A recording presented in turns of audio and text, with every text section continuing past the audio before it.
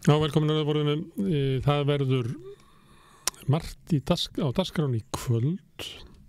Aftast í þættinum er það sósíalískar fréttir. Það er María Pétursdóttir, Margrét Pétursdóttir, Sara Stef Hildar sem ætla að segja þeir og það verður gestur þáttar Hjálmar Friðriksson meðinar með þeim konum. Í gær voru við að ræða við fólks úr búsátabyltingunni mótmæli, tilgangi með þeim og hvort þau verið metað að veri svona lag til mótmæla, hvort það var áhrif á mótun samfélagsins með mótmælum. Í kvöld ætlum við að tala við yngra fólk, koma hingað Guðni Öfjörð, Karl Héðinn Kristjánsson og Elí Hörpu og Önundarbur og ræða mótmæli, þeirra hug til þeirra og hvaða gagn þau sjá að mótmælum ákkurat í dag. Guðmundur Ingi Þóroddsson er formaður aðstöðu. Hann ætlar að koma hingað og ræða við mig aðstöðu fanga á Íslandi, aðbúnað þeirra í fangelsónum og ýmislegt því tengt. Sonja Ír Þorbergsdóttir kemur hérna, hún er formaður BSB. BSB var að boða verkföll á sveitafélögunum, starfsmönnum sem að vinna hjá sveitafélögunum. Atkvæðagreiðsla hófst núna í hádeginu í dag held ég og kemur í ljós bara á allra næstu dögum hvort að það verði verkföll í kjaradeilu BSB og samningarnefndar sveitafélagana. En við byrjum eins og annarlega á fréttum dagsins og það er María sem er með fréttinar. Hvað er að frétta? Herja, það er nýjasta könnun Maskínu. Framsókn er hrunin í Reykjavík. Já, það komið niður í 5,1% sem er lítið. Ég ætlaði aðtuga því að hún var ekki alveg komin inn fréttin. Já, þarna er hún, að því að ég sá ekki alveg það var svona, maður sjá hvað er 2,7 og 3,2, já. Sko, málið er að ég var að reikna út borgarfulltrúana. Já. Og þeir sögðu ekki frá því fylgi Flokks fólksins í fréttinni. Þannig ég sá það núna á skiltinu að það var eitthvað undir 3% eins og hjá miðflokknum, en þau myndi ekki ná inn í borgarstjórn. En það sem myndi gerast þá er að það breytist ekki til meirihlutanum þó svo að Framsókn hrynji. Framsókn fengi bara 1 mann, byrjum með 4 núna, en þessir 3 sem við missa, 2 færu til samfylkingarnar sem að rís upp. Ég veit ekki hvort það er svo því að fólk sé ánægt með samfylkingunni Reykjavík eða hvort þetta sé uppstreymi sem að vaxandi fylgir samfylkingarnar landsvísu. Mér finnst það líklegt. Og hinn færi til Viðreisnar. Annars er þetta ekki mikil breyting frá síðustu könnun sem var í desember, nema hvaða fall Framsóknar heldur áfram. Þeir fengu 18,7 í kosningunum, eru komið 5,1. Það þýðir að kannski, ég veit ekki, innan við 30% af kjósendunum þeirra. Meila bara, það sé ekki 28% kjósendunum þeirra eru til í að styðja það áfram. En hinnir eru farnir eitthvað annað. Mest yfir á aðra flokka í meirihlutanum. Sósíalistar eru með sama og þau voru með í desember. Já. Það er ekki breyting neitt í stjórnarandstöðinni. Sósíalistar eru 4. stærsti flokkurinn. Snakka þessu. Hann er náttúrulega 5. stærsti núna. Það er bara Framsókn sem dettur niður fyrir hann. Þannig að sósíalistar í Reykjavík eru stærri en Framsókn, Flokkur fólksins, miðflokkurinn og VFG. Já, einmitt. Sem er bara mjög athyglisvert. Þessi var spurt þarna líka mannskonar afstöðu til Dags B. Eggertssonar og þetta var löng frétt sem að Heimir Már var með að stöð 2. Meðal annars var spurt sko hvernig fólki líkaði við hann. Við dag, já. Þannig að 34% fólk sem býr í Vesturbænum og miðbænum sem er líka vel venn. En bara 15% sem eru í efri byggðum, sem fyrir ofan Elliðaþorp. Já, einmitt. Þannig hann er ekki borgarstjóri allra borgarbúa. Nei. Eins og allir vita svo sem þetta kemur. Það er 54% á því að meirhluti standi illa. Það er ekki gott. Nei. Það er 45% í desember. Já, þannig að það fer vaxandi óanægjan. Já. Þannig að það bæði ríkisstjórnin og meirihlutin í borginni í svona andbyr og það er slæmt sko. Man sér það á þingmennunum, og ráðherrunum að þeir eru alltaf að reyna að stökka okkur svona vinsalmál þessa dagana, þeir eru í öðru hverju fréttatíma með eitthvað svona að lýsa yfir áhyggjum sínum og stuðningi og hluttekningu og alls konar. Já, þeir eru svona eins og við rættum í gær einmitt, þú veist að einhver frægur bloggar eitthvað og þá taka þeir það. Já, það Willum var í morgunútvarpi í Bítinu held ég. Og þá var skrifuð frétt það, ég heyrði svona aðeins brotuvitalinu og þá eitthvað sagt sko, Willum segir mikilvægt að bregðast við ópíóðafaraldri. Þetta bara alveg rámt sko, hann telur ekki vera mikilvægt. Vegna þess að þessi faraldur búin að vera í mörg ár, hann er ekki gert neitt. Þannig að fréttin á að vera, Willum telur það ekki mikilvægt að bregðast við, en segir annað. Þetta verður orðað eitthvað þannig.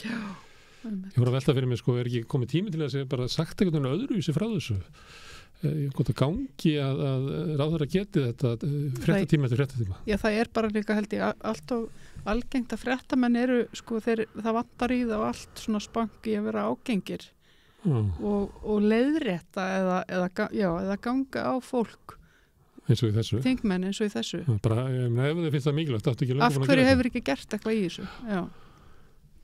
Og stendur til að gera eitthvað og hvað ætlar að gera sama með vopnaburð vopnaburð ungmenna sem var rætt í ríkisstjórn og núna í öllum fréttum þar eru ráðherrar Ásmundur Einar og fleiri að svona draga einhverja kanínur upp segja að það sé verið að móta alls konar aðgerðir sem má vel vera að þeir hlaupi til að gera það en það ekkert nýtt að gerast, þetta búið að vera ástand sem búið að vera, það var mjög mikið rætt þetta í haust út af bankastrætis nývárusinni og þá var það ekki, kom það ekki svona out of the blue það mál, alls ekki. Herðu, já, BSB er búið að verkfall. Já, hún Sonja kemur hérna eftir. Já, hún var að ræða við þig þau mál. Já, þetta eru sveitafélögin. Ég veit að Efling á eftir að semja við þennan hóp líka held ég. Þau eru búin að semja við Reykjavík. Þau eru búin að semja við borgina eftir að semja við hins sveitafélögin. Ég held að sé þannig að það er auðveldra að semja við borgina. Hún er pólitískt ekki sterkast stöðu til þess að fara í hart í kjarasamningum. Þú ferði út fyrir það, þá ertu komið með sko sveitafélögin sem að sjálfstæðismenn ráða, meðan annars fyrirverandi aðstóðar framkvæmdastjóri Samtaka atvinnulífsins og ég meina sjálfstæðismenn eru leiðandi í Hafnarfirði og Kópavogi og ekki Mosó lengur, en þeir eru svo og það held ég að sé, þetta er harðsnúin hópur sem að vill ekki semja, en svo ég spyr ég bara Sonju út eftir, það er að deila það sko hvort að það sé munur á tilboðinu og því sem að starfsgreinasambandi fær. Já, einmitt. Það hefur skrifandir. Herðu, já, einmitt. Í þessu tengt þá var Vilhjálmur Birgisson að hætta við framboð formann starfsgreinasambandsins. Já, hann svarar kalli að standa, ekki gefa kost á sig til að skapa rými fyrir konur. Það er náttúrulega konur í framboði, ég veit ekki betur en að Ólafur Helga sé í framboði til forseta. En í starfsgreinasambandinu? Nei, í forseta Alþýðusambandsins. Hann vill ekki vera, hann er bara alltaf að bjóða sig fram sem annan. Annan var að forseta eða eitthvað svolítið. Ég man ekki hver var á móti þar, það var búið að stilla upp sko svona andstöðu hóp síðast, ég man ekki alveg hver var hvað en það er svona að vera að veltaði fyrir hver þetta getur verið miða við svona hvaða kona þetta getur verið ef maður tæki stöðuna innan starfsgreinasambandsins þannig er það að vera sterkur fulltrúi starfsgreinasambandsins að þá kemur helst til greina Hjördís í afli fyrir austan ég held líka að hún sé vel liðin og ég held að það sé væri góður kostur, hún er búin að vera þarna byrjaði í verkefnisfélagi á Hornafirði þar sem að Björn Greta Sveinsson þegar hann fór í bæinn þá tók hún við þannig hún er búin að vera þarna lengi og standi í alls konar sameiningum og afl er sterkt og öflugt félag en svo svona því að viðbrögð Vilhjálms að draga sér tilbaka kemur út af brefi hans í Hlíf nýja formannsins mann ekki alveg hvað hann heitir í bíli, við erum afsakað það. Að þá talað að gæti verið að Gundega, að varaformaður í Hlíf, gæti verið sett hann inn. Það er ekki komið ljóst sem sagt fyrir hverjum Vilhjálmur er að standa. Þeirra víkja, nei, einmitt. Þetta er svolítið svona sérstakt, sko, allt þetta kosningamáli innan verkalýðshreyfingarinnar, þetta er svo mikið svona, eða sérstaklega innan ASÍ og eitthvað svona, þetta er svo mikið bara búið að semja með allt fyrirfram. Já, það er náttúrulega eins og starfsgreinasambandi kemur og það er að bjóða sér fram. Já. Og fórustan það reynir að búa til eitthvað svona sensus að það er svona sátt og hafa þetta svona. Svo þegar þingi byrjar þá náttúrulega getur allt farið í gang því að formenn í félögum hafi ekki yfirráði yfir atkvæðarétti fulltrúana. Þannig að það getur eitthvað gerst. En þetta var náttúrulega óboðlegt að vera 4 kallar þarna, líklegastir. Síðan verður kannski kosið fyrsta varaforstan. Þannig það er ekki sami allt þegar bæði Kristján Þórður sem var í því áður hann hækkaði upp í forseta og Ragnar Þór. Ragnar Þór hefur sagt vilja vera fyrsti varaforsti. Já, einmitt. Og þá veit ég hvort að Kristján er þá að berjast við einhvern eða þeir eru þá, hver væri þá að þeir myndu að deila milli sín hinnu hvort sem að verði þá 1 og 3 eða 1 og 2 og svo verði konan í 3. Já, einmitt. Veit ekki. Nei. Ertu spenntur þessu? Fyrir kosningum í ASÍ? Ekkert alltaf spennt núna, nei. Ég hef nú alveg verið spenntari, ég hef nú að segja það. Þannig að En þetta blev þungt fyrir Villa sem var svona jaðarmaður í hreyfingunni. Lyftist til metorða með sigrum Ragnars og Sólveig en núna eru þau svona allavega langt á milli hans og Sólveig og ég held að sé lengra á milli hans og Ragnars heldur hann hefur verið sko. Og ég held að Villi var náttúrulega aldrei vinsæll meðal formannanna í starfsgreinasambandinu og hann sé formaða núna. Og með þetta bendir náttúrulega til þess að hann nýtur ekki stuðning þeirra til þess að verða fyrsti varaforsti eða annar varaforsti. Já, það er náttúrulega alveg augljóst. Þannig að það er að fjara undan Vilhjálmi. Það er bara hannig. Heyrðu, næsta mál, forsetar Úkraínu og Kína ræddu saman símleiðis í dag. Það bendir til þess að þú getur ekki samið frið í Úkraínu nema sambandi Kína. Reyndar er náttúrulega Zelenský búin að tala við alla forseta heiminum. Já. En það er samt svona meiri alvar í þessu held ég. Já, einmitt. Já, Kínverjar hafa haldið fram að þeir vilja koma á friði milli Rússa og Úkraínumanna og svona. Já, margir haldið fram að þessu er einu sem getur gert það. Já. Það er einu sem hafaðu tök á Rússum að setja einhvern veginn stólufellið þar. Alveg ýmislegt til í því sko. Því öll Vesturlönd eru ég veit ekki, það er ekki hægt að senda Svisslendingana að tala við á. Ekki síðan svona alltaf. En síðan hafa ýmsir verið að reyna Tyrklandsforseti. Já, einmitt. Macron flýgur hann vil skilja eftir opið. Já, einmitt. Hann vil semja, hann lítur svo á, við flesta kannski í Evrópu sem að tjá sig. Já. Hann lítur svo á að skilja þetta stríð eftir opið og óleist séu bara hörmungar, leið til hörmunga. Já, einmitt. En mér finnst þetta svolítið sérstakt núna í þessu samhengi sko með þessa Evrópu ráðstefnu hérna í maí eða þess að þjóðarleiðtoga Evrópu að það eigi að ræða hvernig eigi að gera Rússa ábyrga fyrir stríðinu að því sko maður hefði eitthvað neginn haldið að og einangra Rússa meira kalla þá til ábyrgðar. Það er svo að sé verið að undirbúa. Þetta var eiginlega, þegar maður var að hlusta á Þórdísi Kolbrúnu, þá fór maður alltaf að byrja hvað er verið að undirbúa svona einhverja vessanarsamninga og það var stríðskaðabætur eða hvað er hún að tala um? Hún var eitthvað þar sem að almennt eru afliti samningar, vessanarsamningarnir, byggu til setja einstöðina.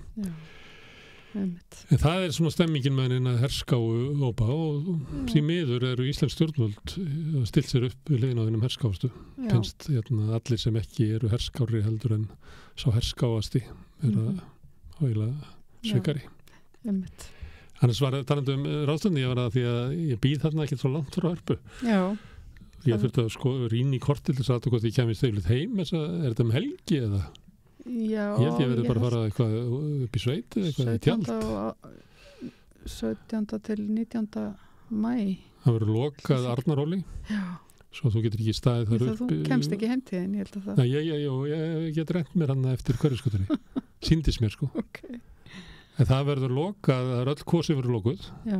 Fyrir bílaumferð. Já. Og Arnarhólin. Já, þetta verður eitthvað svolítið rosalegt. Ég veit ekki hvort að manni verður bannað að vera á Arnarhól. Það bara kemur ekkert óvart með vellan fjöldan af sko lögreglumönnum og öryggisvörðum og eitthvað svona sem að fleiti henni inn. Þetta var svolítið eins og lokanir út á 17. júni eða eitthvað, nema 17. júni þá með allir fara og þá er þjóðhátíð. En þetta er bara partí fyrir örfáa. Já, einmitt. Ég veit ekki. Heyrðu, svo er það vegaframkvæmdir. Sigurður Ingi vill meina að það þurfa fjárfesta meina. Hækka fjárfestingastíð. Hækka fjárfestingastíð, hvað táknar það í vegagerðin? Að það þurfa að bjóða út fyrir fleiri jargöng og brýr og vegi og... Já, hann kallar þetta samvinnu stefnu að fá enga fjármagnið til þess að fjármagna Ölfusárbrú og yfir Hornafjarðarhús og víða, þannig hann enga veða vegakerfið og það sem að enga aðalarnir fá að þeir geta rukkað inn og þeir fá peningin og það er alveg ljóst þannig að þetta verður miklu dýrara fyrir almenning og að vita allir og það sé aldrei rætt um það og sömuleyti þá er spurningilega eins og af hverju ríki má ekki skulda meira þess vegna á ríki gefn og búið til Ölfusárbrú en ef ríki myndi fjármagna það þá var komið skuld hjá ríkissjóði sem að skattgreiðendur þarf að borga og þá skulum við ekki láta ríkissjóð skulda þetta, heldur skulum við bara búið til samning við Jóa Jóns og félaga sem er reisa þetta og svo eiga bara þeir sem keyra þarna sem er skuldbinding að borga þetta tilbaka þannig ég sé enga mun á þessu en þetta er bara svona bókalsbrella. Munurinn er sá að það er svona, þessir sem keyra þarna borga.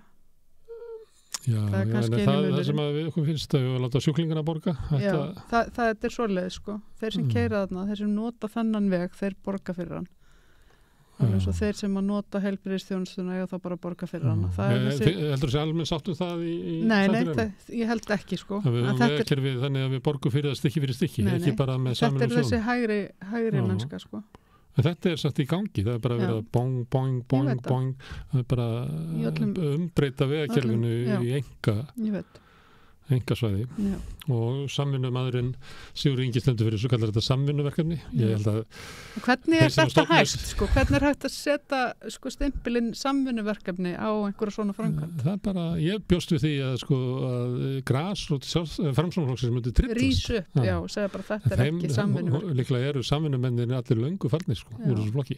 Þetta er náttúrulega búið að vera braskaraflokkur. Þetta var einu sem náttúrulega flokkur samvinnuhreyfingarinnar.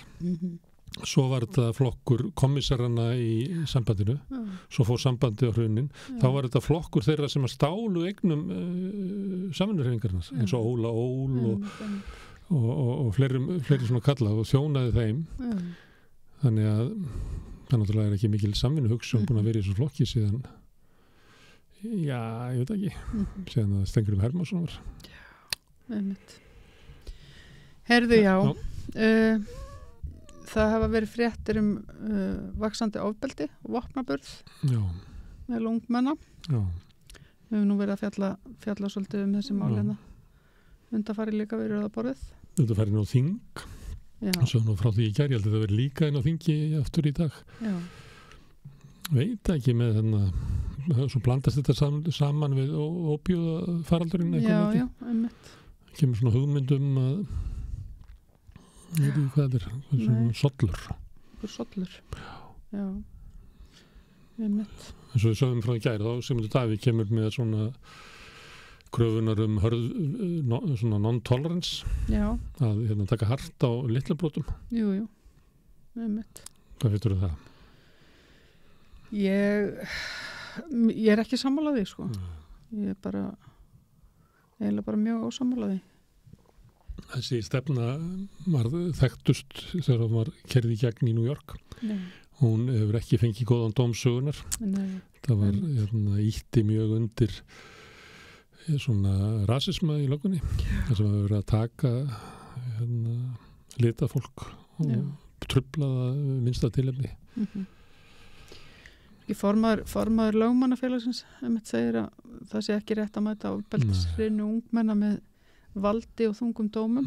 Þannig algjörlega ósammála þessu. Það alltaf búið að gera minni rannsóknum sem sína fram á það. Já, búið að gera alls konar rannsóknum. En það er bara þessi svona brjóstvits hugmynd sem að Sigmundur Davíð er að tala fyrir, hún bara lifir. En er alveg sama þótt að sé sýnt fram á að það er ekki alveg sama hátt og er alltaf verið að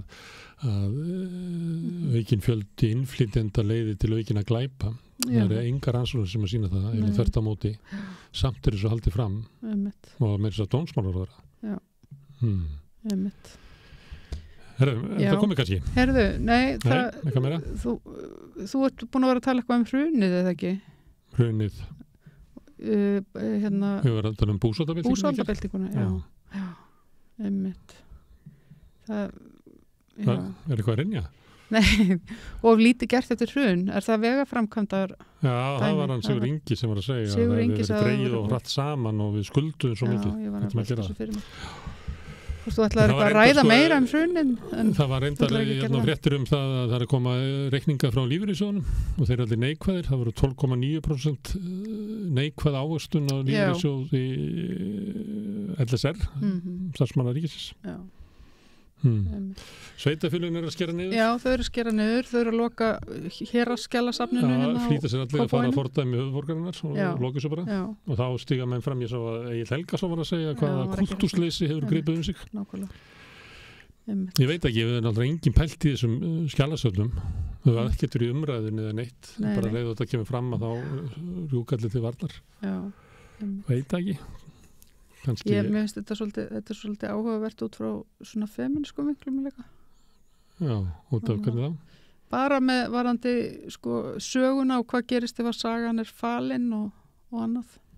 Því þetta hefur verið svona barátta í feminista að fá að heyrast í sögunni líka. En konur nokkuð inn á þessum söfnum? Ekki bara ég veit ekki. Kvittanir frá okkurum köllum? Nei, það getur verið að konur sé þarna líka. Því nú verist það að sýnt sér til dæmis í listasögun og öðru að þó að þær hafi ekki komist í bækur lengi vel að það voru þær þarna. Já, og það er ekki vist að það séu á söfnunum. Ég veit ekki, nei. En þetta er bara mist þetta áhugavert í því ljósi. Þannig að við fjöllum kannski um þetta í feministaspilinu. Já, en það er svo margt framöndan er ekki bara komið. Þetta er komið. Þetta er frekar dauði fréttatímar eitthvað svona. Já. Þetta er svona, það er ekki mikið atburðir í þessu. Nei. Það er svona ástand og afstaða fólks, viðbröð. Það var ég held ég að vera hlust á 10 fréttir í fyrrakvöld og þá var önnu fréttin hafði snjóað í Oslo og þá hugsa maður það er ekkert í fréttum. Það er ekkert í fréttum ef önnu fréttir orðið að snjóað í Oslo. Ég veit það er svolítið þannig. Já. Það snjóaði á Íslandi í dag reyndar líka. Já, ég er ekki að það snjóaði mikið fyrir norðan. Heldur allir að það væri komið sumar. Það snjóaði mikið fyrir norðan, pínulítið hérna fyrir sumar. En fréttir dagsins eru kannski boðað verkfall BSRB og við ætlum að ræða það við Sonju Ýr Þorbergsdóttur hér eftir augnablik.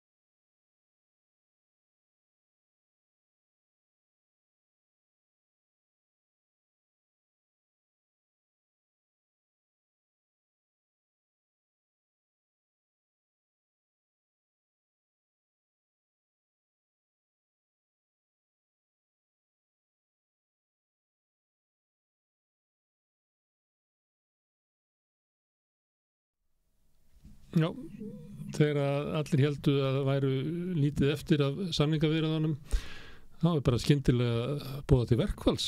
Sonja Ýr Þorbjörnsdóttir, formaður BSRB. Þarna allt farið í strand í viðræðum ykkar við sveitafélögin, sem eru þá öll sveitafélögin nema Reykjavíkurborg. Já, rétt. Og hvað er vandamálið? Já, við auðvitað heldum það líka að ég ljósi þess að við værum með hóflega kröfur gagnvart öllum viðsemyndum að þessu er lokið núna. En það er þannig að það er sérmál sem að tengist sveitafélögunum og kemur til að aðstæðin sem að við teljum að þau hafi skapað. En það er þannig að það er ekkit kannski alltaf mjög skýr landamæri á milli stéttarfélaga. Þannig að við tökum eins og okkar fólk sem er í þessum 11 aðildarfélögum BSRB sem að kjaradeilan snýraða núna og er að semja við Samband íslenskra sveitarfélaga, að þá starfa þau landið allt og stærstu hóparnir eru í grunnskólum og leikskólum og eru í þjónustu við fatlað fólk, áhaldahúsum og sundlaugum og í höfnunum. Og þau starfa bara mjög oft hlið við hlið við SGS-félag. Þannig að segjum eins og þú og ég sem bæði vinna á leikskóla og SGS-félagar fengur launahækkun frá 1. janúar en BSRB-félagar er ekki búin að fá neina og tilbúið var með það að þau myndu fá það frá 1. apríl. Og þá segjum við það er ekki hægt þegar þú ert í sama starfinu að mismuna fólki með þessum hætti og við krefist þess vegna afturvirkni á kjarasamningnum. Við gerum þetta auðvitað ekki við Ríki og Reykjavíkurborg að þeir voru ekki sambærilegar aðstæður og svona skiptur okkur engum máli þótt að einhverja aðra stéttir sem annan gildistíma ef það hefur ekki áhrif á okkar fólk. En þetta er alveg þannig að það er búið að vera mjög mikil umræða inn á vinnustöðum þetta og bara mikil ólga og við vitum og erum búin að heyra það, bara mjög margir stjórnendur og sveitafélögin skilji ekki í hvernig þessu liggur. En þegar við gerum þess að kröfu við sambandið að leiðrétta þennan mismun þá bara þær netaði. En hvenær rann samningur út? Okkar samningur. Já. Hann rann út 31. mars. En þið viljið fá borga frá 1. janúar. Aftur á bak. Já. Og það stendur í þeim. Já. Það eru 3 mánuðir sem vantar upp á. Já. Ég ætla ekki að taka undir með þetta er svolítið óvanalegt að gera kröfur að hækkurinn byrji áður en að samningurinn er út. Já. En það er vegna þessar sérstöku aðstæðna. Eins og ég segi, ef þetta væri einhverja aðra stéttir sem hefur samið annan gildistíma, þá hefðu ekkert verið að velta þessu fyrir okkur. Það er þannig að þegar þetta er búið að vera svona í áratugi að fólk séu sömu eða sambærilegum störfum í þá SGS-félagunum eða BSRB-félagunum. Meira minna á sömu launum? Já, og ég menn þau eru á sömu launatöflu, það er starfsmætti gildi á sveitafélagunum, þannig að þau eru bara nákvæmlega sömu laununum. Að þá hefur bara síðastliðin 20 ár alltaf verið passað upp á að heildarverðmæti og kjarabætur þessara kjarasamninga séu eins, af því það er ekki hægt að mismuna fólki. Þó svo að samningarnir séu ekki með sama gildistíma? Nei, þeir hafa alltaf verið með sama gildistíma. Hvað gerðist? Akkur ferði þetta til? Í þetta skiptið? Já. Það sem við heyrum er að ástæðan er svo í síðustu kjarasamningum 2020 að því að ef við reyfum aðeins upp hérna 2020 þá tók mjög langa tíma að gera kjarasamninga og sambandið var búið að semja við eins og iðnaðarmenn fyrir áramót þá 2019 og þar var gildistíminn til loka mars 2023 og bara allir kjarasamningar sem voru gerðir í þessari lotu við Ríki, Reykjavíkurborg og sambandi voru með þennan gildistíma. Svo breytist eitthvað hjá sambandinu og þau fara að krefjast þess að okkur nokkra vikna tímabili að gildistíminn verði til september 2023 og við vorum að heyra það fyrst núnundaginn að ástæðan fyrir því að þau voru með þessa kröfu var að þau sá sængsina útbreyta og þau myndi líklega stefna í verkfall hjá Eflingu í þessari kjarasamningslotu sem við erum í núna 2023 og raunverulega hafi staðið viljið til þess að veikja mátt þeirra verkfalla með því að þá væri friðarskylda á SGS-félögum og BSRB-félögum. Af því þetta eru svona sambærileg störf hjá sveitarfélögunum. Það voru náttúrulega verkfall hjá Eflingu gagnvart sveitarfélögunum sem voru frestað þarna út af COVID og byrjuðu svo aftur og skiluðu Efling á getusárangar. Já, og þau byrjuðu samt ég meina við erum undir þetta þarna í kringum ef við erum undir þetta 9. mars 2020 og ef ég mani þetta rétt, það voru verkfall Eflingar svolítið seinna. Þannig að þú veist, hvort að þetta hafi legið fyrir... Frestuðst eiginlega út af COVID, tóku svo upp aftur. Þannig ég var að reyna að rifja upp hvort það hefði legið fyrir á þessum tímapunkti þegar sambandi er að vesenast með gildistíman, hvort að Efling ætlaði sér í verkfall eða væri byrjað undirbúið að gera þessu. Þannig það er þannig að allavega þessi samningsaðili, sveitafélögin, horfi sérstaklega á Eflingu að þessi undirbúa það að semja við Eflingu og reyna að semja við ykkur og SGS einhvern veginn til þess að veikja samningsstöðu Eflingar. Já, það þær útskýringar sem við fengið sko núna, af því að við erum náttúrulega spurt á móti, þau segja bara mjög skýrt, þið fáið enga afturvirkni, það mismundi gildistími og þið bara hefðu þetta að semja öðruvísi. Og þetta er náttúrulega mjög þunnu 13. og stendst enga skoðun af því að við erum hérna með jafnréttislöggildi og lögum jafna meðferð á vinnumarkaði sem þýðir þú mátt ekki mismuna fólki í sömu eða sambærilegum störfum í launum og líka með dómaframkvæmd á því. Þú getur ekki sagt bara mismundi kjarasamningur og bent á það sem ástæðu fyrir mismundi launum fólks. Og þá bara koma alltaf með þetta sama, það engin svona frekari útskýring á þessu og svo segir við okkur þetta svona, okkur allir opinberi launagreiðendur með gildistíma og kjarasamningum við sína viðsemjendur til loka mars nema þið og þá raunverulega bara í 3 tilfellum. Það var sérst Efling og það voru sjúkrarlegar og svo var þetta Landssamband slökkvilis og sjúkraflutningamanna. Og þá náttúrulega svöruðu engu en svona eftir að hafa svona grafist svara við það að þá kom þessi skýring fram. Já. En hvað snýst þetta í krónum? Hvað þetta margir mánuðir? Hækkunin sem sagt, marga mánuðir? Þetta eru 3 mánuðir. Sinnum kannski 48 krónur. Sko, ef maður tekur að meðaltali yfir allan hópin, þá væri þetta í kringum 140 krónur. En þetta þá, ef þetta afturvirkni, þá misjamt. Þú veist, ég menna lægsta hækkunni 35.000 og svo þetta upp úr, sko. Og svo getur verið 40 og eitthvað. Hvað er það stór hópur? Sko, þau sem falla undir kjarasamningarna hjá okkur eru í kringum 7.000 manns. Já. Og það er það sem að sveitarfélögin að reyna að losna við að borga. Eru þá Sko þau segja að þetta sé 800 milljónir segja það á fundum og segja milljarður í einhverju minnisblöðum sem það lagt fram.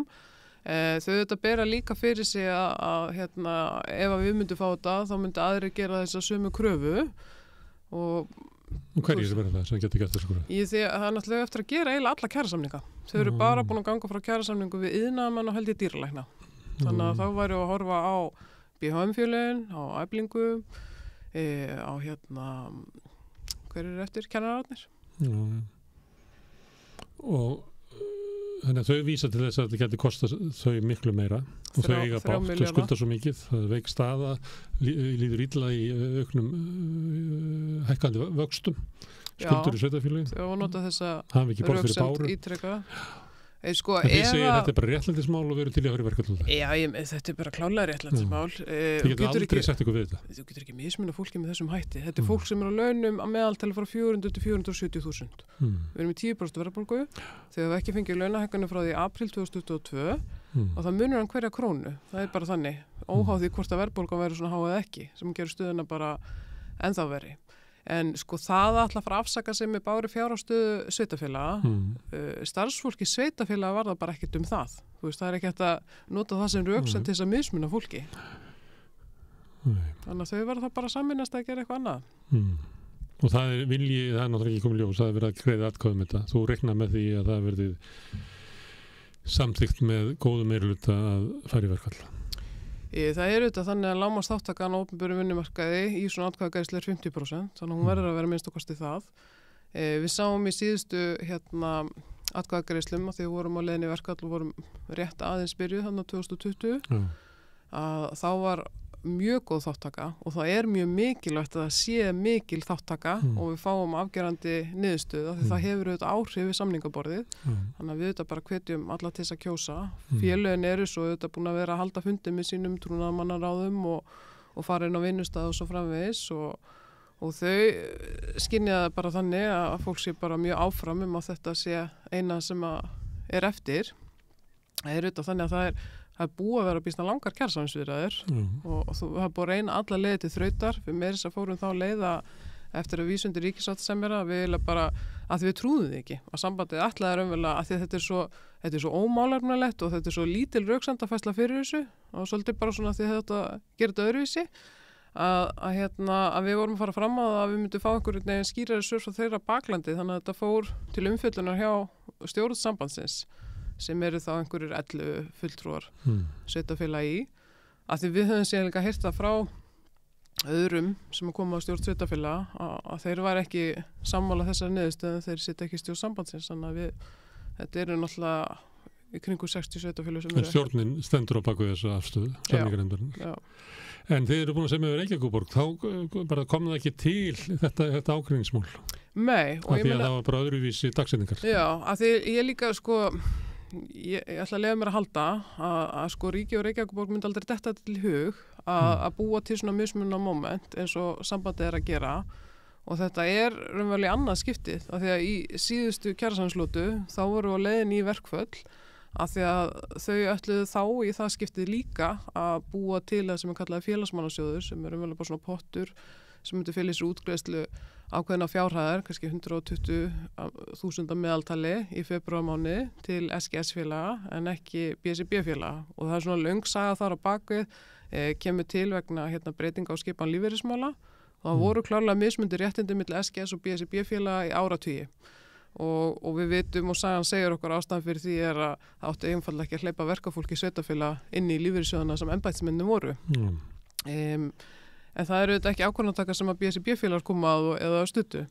En síðan þegar þetta var leiðrétt að þá þurfti að koma til auka greiðslna inn í lífeyrissjóðuna og þá átti það að fara beint inn í lífeyrissjóðana og þannig gerði ríki og Reykjavíkurborg settu þessa fjármuni sem að voru þá munaði upp á inn í sérregnarsparnað fólks en Samband íslenskra sveitarfélaga bara þverneitaði og ætlaði í staðan að fara að búa til innan pott sem þú myndir fá þetta í hendi og þá ertu aftur komið þessa stöðu með starfsfólkun og sama vinnustað einhver fæði pening í febrúar og hinn ekki.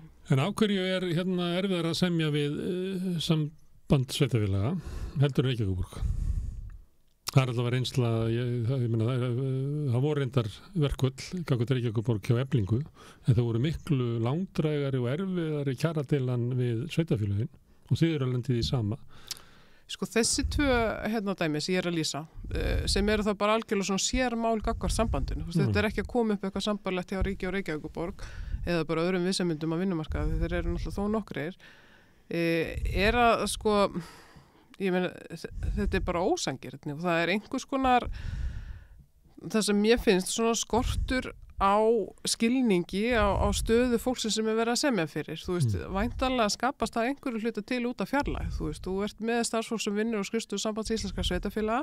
Það ekki þarna út í felti eins og stjórnendur stofnana sveitarfélagana. Það þarf ekki að eiga þessi samtöl við starfsfólki þar, þú veist, Jón og Gunnu, okkur hlutin eru svona. En ef það verið svoleiðis að þá myndi stjórn sambandsins slá að puttana á þessu fólki sem eru langt í burtu því stjórn sambandsins situr sko sveitarstjórnarfólk sem í nálægð við starfsfólkið. Já, þú ert náttúrulega með sveitarstjóra í stjórn sambandsins og svo ertu með einhverja sem að sitja í sveitarstjórn. En það auðvitað mjög misjant þetta sveitarfélagum hversu mikið nálæðin Ég hef hringt í sveitarstjóra sem að veit bara nöfnin og öllum börnum í sveitarfélaginu en svo aðra sem að við vitum að það ekki samband að. Þetta var önnur ástæðan svo með aðra, ekki? Ég meina, í grunninn bara það sem þetta í hug sko að því að þú ert komin í samband sveitarfélag þá ertu komin með svona bæjarfélag sem eru sjálfstæðisflokks sveitarfélag Hafnarfjörður, Garðabær, Kópavogur nú Árborg og við getum labbað svona það er gott að sé harðari afstaða þar sem að sko sjálfstæðisflokkurinn við völd. Heldur það skiptir máli? Sko ég held að ég upplifa þannig að sko sveitarfélögin hlustið þetta á ráðgjöf sambandsins og það kannski það sem ég hef stórar áhyggjur af því að við sjáum núna í gegnum bara síðastliðin ár að ráðgjöf sambandsins við tökum bara svona lögfræðilega álitaefni varðandi réttindi starfsfólks að við teljum svona býstna eða svona allt of oft að það sé verið að ráðleggja sveitarfélögum eitthvað sem á okkar mati augljóslega á skjön við lög og dómaframkvæmd. Og þetta meiri sorðið þannig að sko umboðsmaður Alþingis hann fjallaði eitthvað tiltekið mál hjá starfsmanniði sveitarfélags og hann fann ástæði hjá sér til þess að taka það saman að raunverulega hvernig væri háttað með ráðgjöf sambandsins til sinna sveitarfélaga að því hann fannst þetta athugavert og sendi það sérstaklega til innviðaráðherra og líka sambandsins stjórnarinnar þar. En það hefur ekkert breyst og þetta var 2019 og dómsmálin hafa verið miklu fleiri síðastliðin ár varðandi starfsfólk sveitarfélaga vegna svona óbilgirni og ósangirnis okkar mati og bara ekki réttar túlkunar á lögunum og kjarasamningum heldur en varðandi ríki og Reykjavíkurborg. Þannig að sveitarfélagin ætti að taka til í sínu sambandi. Já. Og það verður kannski verkefni nýs formanns. Það nýr formaður, en svo koma nýr framkvæmdastjóri í mæ. Koma nýr framkvæmdastjóri? Já, hann mun koma Karl Björnsson að láta störfum í mæ og ég veit ekki hvernig Arnar Þór hefur störf. En það nýr formaður sem kemur úr Reykjavík. Já. Og svolítið skrítið að heyra hana svara fyrir samningana fyrir hinn sveitarfélögin. Hún hefur reyndar ekki... Borgarbúi að semja. Hún hefur reyndar ekki svara neinu, sko. Það var bara sett mynd með yfirlýsingu frá sambandinu. Af henni? Já. Það var ekki hennar svör. Nei, en hins vegar hefur bara lögfræðingur á kjarasviði sambandsins sem hefur í forföllum forma samninganefndar verið að veita viðtöl. Herðu, við erum í tímum þar sem verðbólga, vaxtahækkanir, húsnæðismarkaðurinn í leiga að hækka, húsnæðiskostnaður að hækka, býtur mjög á kaupmátt hinna tekjulægstu og raunverulega langt upp eftir tekjustigunum og það kannski þeir sem eru ofar þolið að betur að standa af sér einhverju erfiða tíma í einhverju misseri. Þá fólk sem til þess í BSB sem ræður bara ekki við það. Þótt að þú bendir á að þessi réttlætismál sem að fástu núna, þá snýst þetta líka að bara fólki má ekki missa þessar krónur, sko. Svo, ég meina, fyrir utan það að segja ósakjarn að maður við hliðina og að fá þeir en ekki ég. Og framundan eru síðan, sko, samningar í haust og í vetur.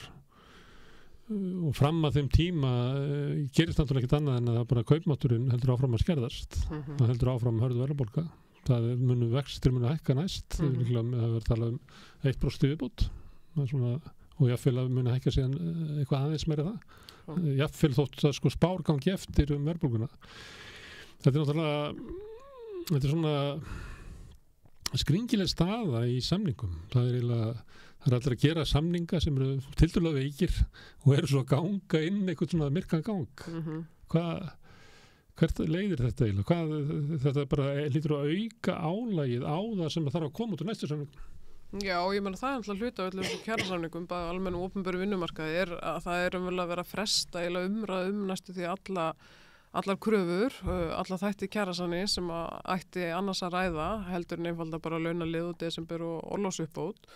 Það auðvitað búið að setja upp svona tímaplan sem kannski smá nýtt inn í kjarasamningum að það verða að segja hvenær á að ræða hlutin og hvenær þeim á að vera lokið og bæði almennu og opinberum þá það svona þessum umræðaþáttum á að vera lokið svona vel fyrir kjarasamningsgerð en sko þó að þetta sé svona góðra gjaldavert og maður eigi auðvitað að hafa trú á því að þegar fólk setur sér áætlanir að þá standi það við það en það sem að við auðvitað vitum að þegar til kastana kemur að þá þú veist, það leysist aldrei úr neinu nema þar þú ert bara komin á eitthvað svona algjört deadline eða það verið að einfallega bara komið að því að undirbúa aðgerðir, sko.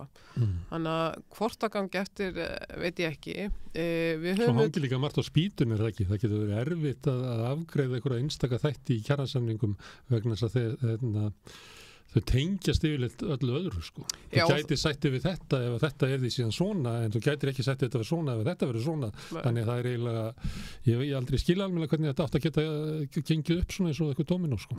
Ég meina sumi atriðin kostar kannski ekki endilega mikla fjármuni og sumi eru kannski bara þessi að búið ræðið mörg ár og atvinnurekendur eru svona loksins búin að sjá ljósið í því. En hins vegar, ég meina það blasir bara við og atvinnurekendur segja hverjum einstu kjarasamningsviðræðum að þú veist, það verða að tala allt í heildarsamhengi og vilja ræða launaliðin oft miklu fyrr heldur en stéttarfélögin af því þeir segja, ég meina þetta telur allt inn í kostnaðarmati og við þurfum að skoða þetta út frá því. Þannig að eins og ég segi, þú veist, það er mögulegt að flýta fyrir einhverju umræðu, ég meina það er líka bara svona misjafnt hvað fólk vill taka sér langa tíma í svona kjarasamningsviðræður en hættan þetta svo að þú veist, það verði engin svona alvara á baki þú ert í svona viðræðum af því það er engin komin, er engin þungi, skilju. Ég meina við samningar losna hvað almennu vinnumarkaði í lok janúar að þú veist, ef þú situr eitthvað þar í ágúst og það er eitthvað, þú veist, ég er ansið hrættum að gerist lítið, sko. Það gerist ekkert. En Samtök atvinnulífsins er bara annar samningsaðili Alþýðusambandsins. Hitt er umverulega ríkisvaldið. Já. Og það hleðst alltaf upp þar og var að hlaðast upp að þessu skammtímasamningum og því var slegið á frest umverulega kröfum stórar aðgerðir í húsnæðismálum, í skattamálum og ýmsu öðru. Það var kannski ekki slegið á fyrst kröfunum varandi húsnæðismál.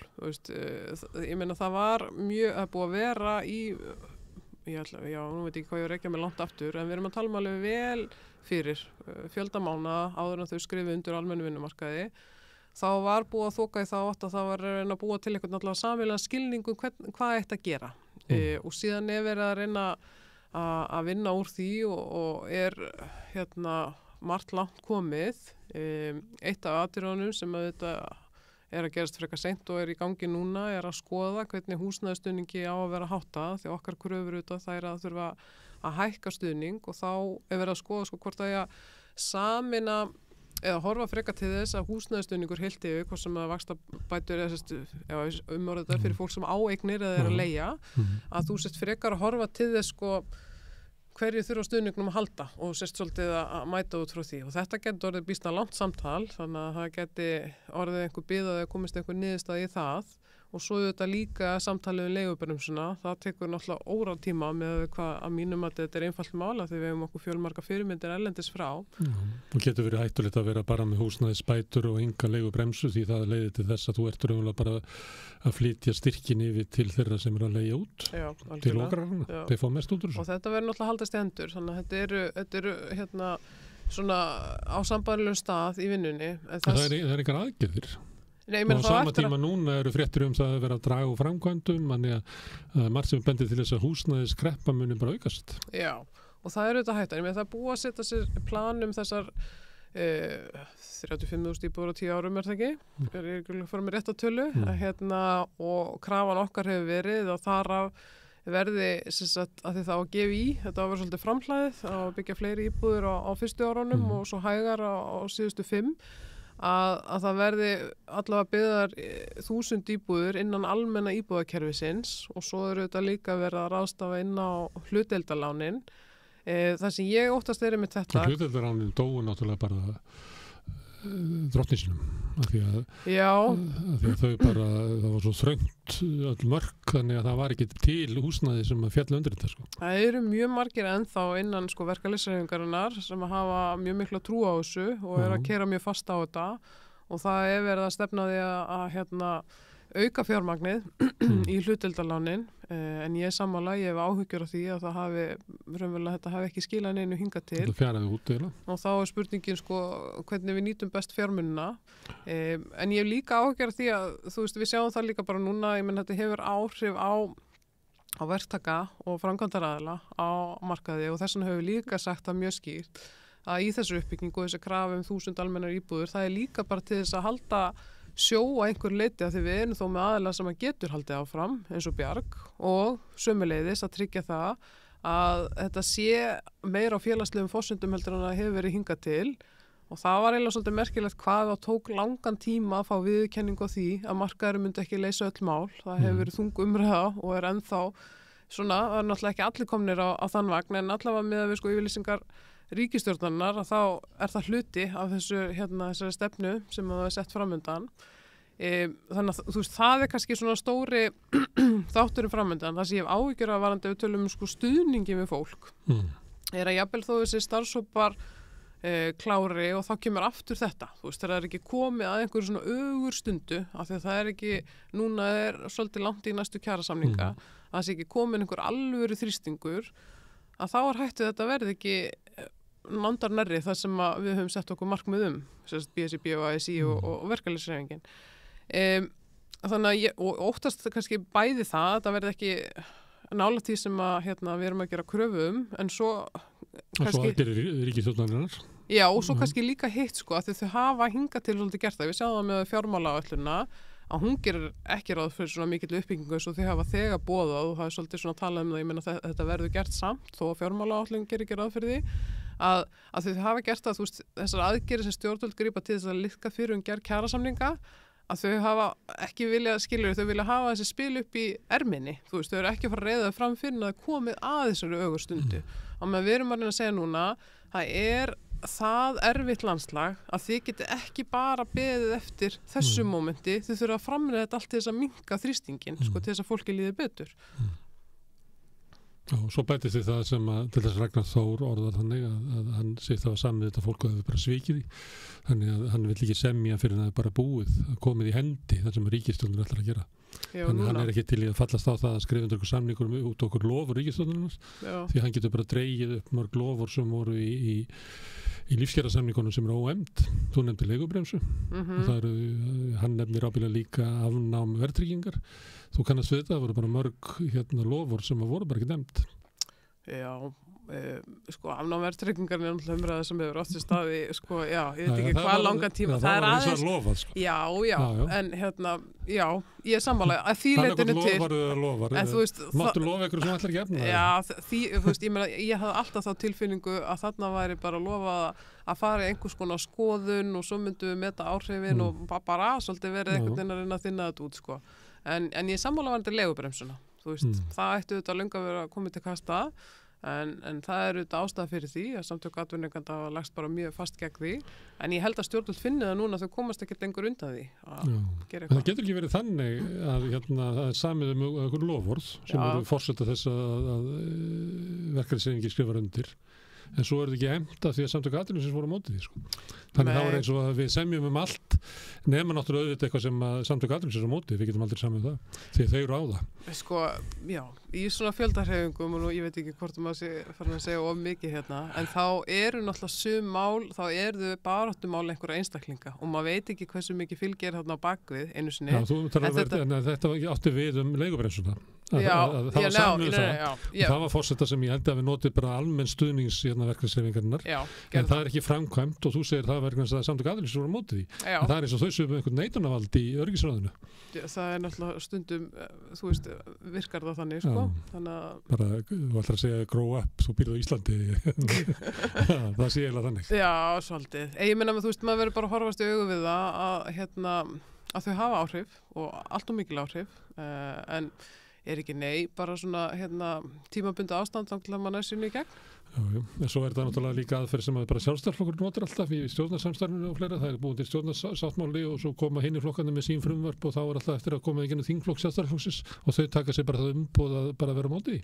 Þó svo hafi búin að semja það. Ég meina, sko, varðandi leigubremsuna, þú veist, þó ég tala eins og þetta sé brjálæðislega einfalt, þá er alveg rannsóknir sem sýna að þetta getur aukið leiguverð eins og þú segir. Þú veist, það þarf að finna réttu leiðina að þessu og það eru svona einhverja fyrirmyndir að því, en það sem að þú veist, ef við tökum bara eins og Norðurlöndunum, að þá er náttúrulega almennt miklu betri leigumarkaðar heldur en hér. Þú veist, þannig að þeir hafa bæði meira framboð á félagslegu húsnæði og þeir hafa regluvættari leigumarkað. Og yfirleitt ertu með í samfélagum þar sem er ekki mikil regluvæðing, þar er mjög sterkur félagslegur markaður, þannig að það er minni þörf á því. Það sem er veikur félagslegur markaður, þar eru meiri reglur og meiri líkur á þessu með leigubrensu og eitthvað slíkt. Við búum hins vegar við eitthvað þar sem við erum með veikan markað og veikti reglukerfi. Þannig við erum með... En líka bara, ég meina, þú veist, hvað maður að segja, allir sem að þessu koma eru bara forritaðar allt annan hátt, að þetta hefur aldrei átt að vera á félagslegum forsendum.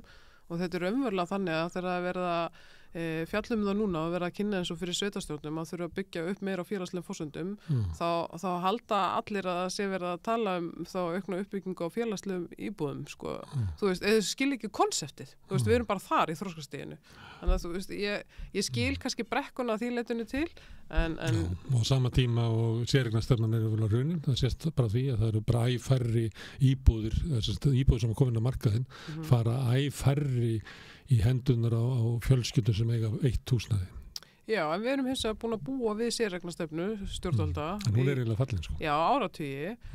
Og þú veist, og þau ætlar að vinda ofan af því og þá koma þau með að móta því svo hefur svo Húsnæðis- og mannvirkjastofnun gert kannanir og spurt leigjendur, sko.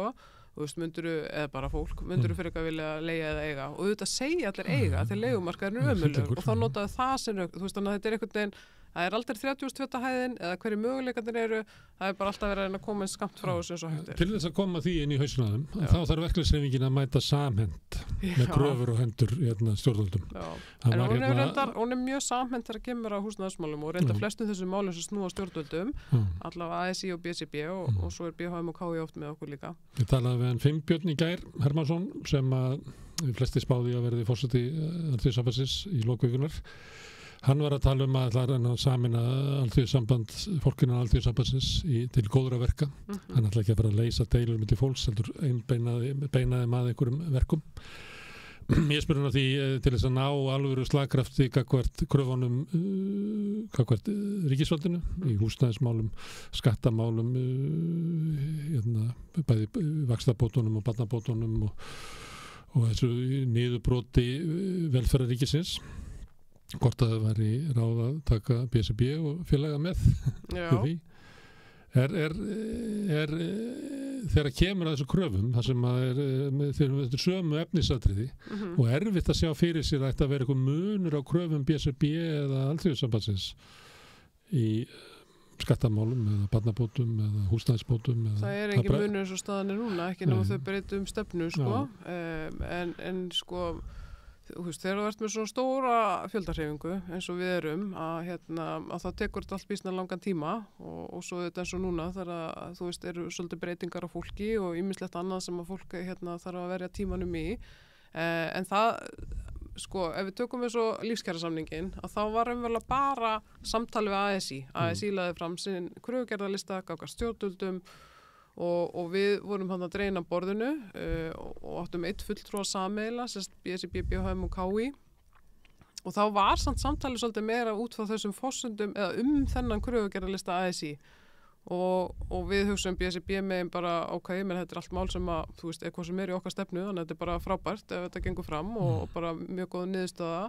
í því og við vorum síðan með styttingu vinnuvíkunar og þau líka bara svona öðru þessi niðurstaða og síðan kannski þú veist eins og núna ef þetta hefði verið venjulegi kjarasamningar þú veist þá hefði það byggla af því það er aðeins búið að reyna að breyta takt og það er það sem að ríkisstjórnin er að gera með því að kalla okkur öll saman á vettvang þjóðarsáðs að þá er verið að ræða þessi mál sem ætti að koma til undirbúnings fyrir gerð kjarasamninga og þar eru við að undirbúa okkur saman og það er búið að vera þú veist, og ég meina eiginlega alveg frá lífskjarasamningunum hefur verið mjög þétt samtal okkar á milli og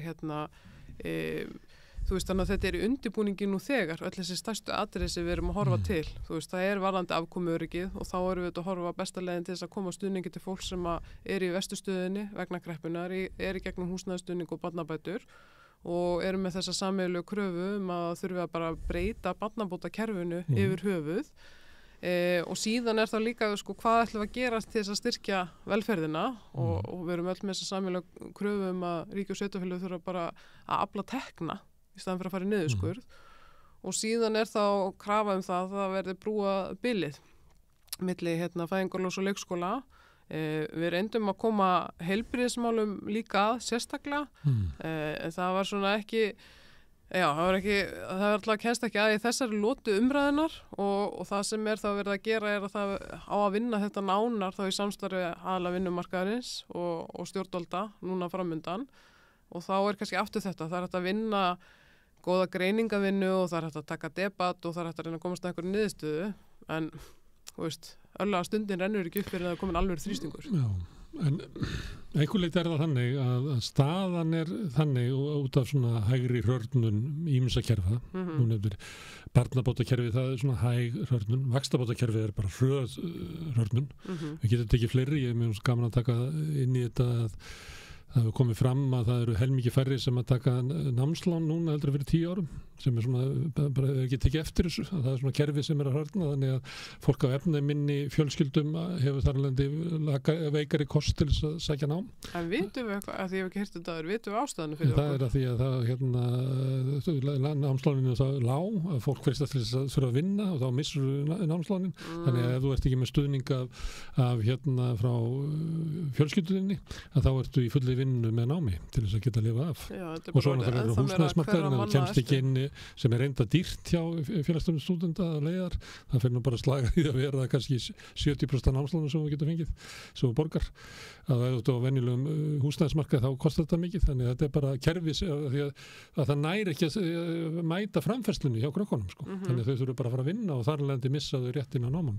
Það er alltaf verið þannig að þurfti kannski að laga sko, mörkin milli þess að þetta aflaðir Við sjáum þessi kerfi fara og húsnæðiskerfi eitthvað, ég meina þar stöndum við fram með því að við þurfum svona 2 Breiðholt eða eitthvað, við þurfum svona stór átak, við þurfum milljónaverkefnið eins og Svíarnir gerðu á sín tíma. Þannig að það er ekki þannig að í þjóðhagsráði sé að stilla svona aðeins, laga þetta, ná einhverjum árangri gagnvart í SA sem að vilja ekki neitt sko. Þannig að það er svona að spyrja svona samstöðuna hvort þetta sé ekki samningar þar sem verkefniseiningi þarf að koma fram og gera raunverulega kröfu stór átök í uppbyggingu velferðar.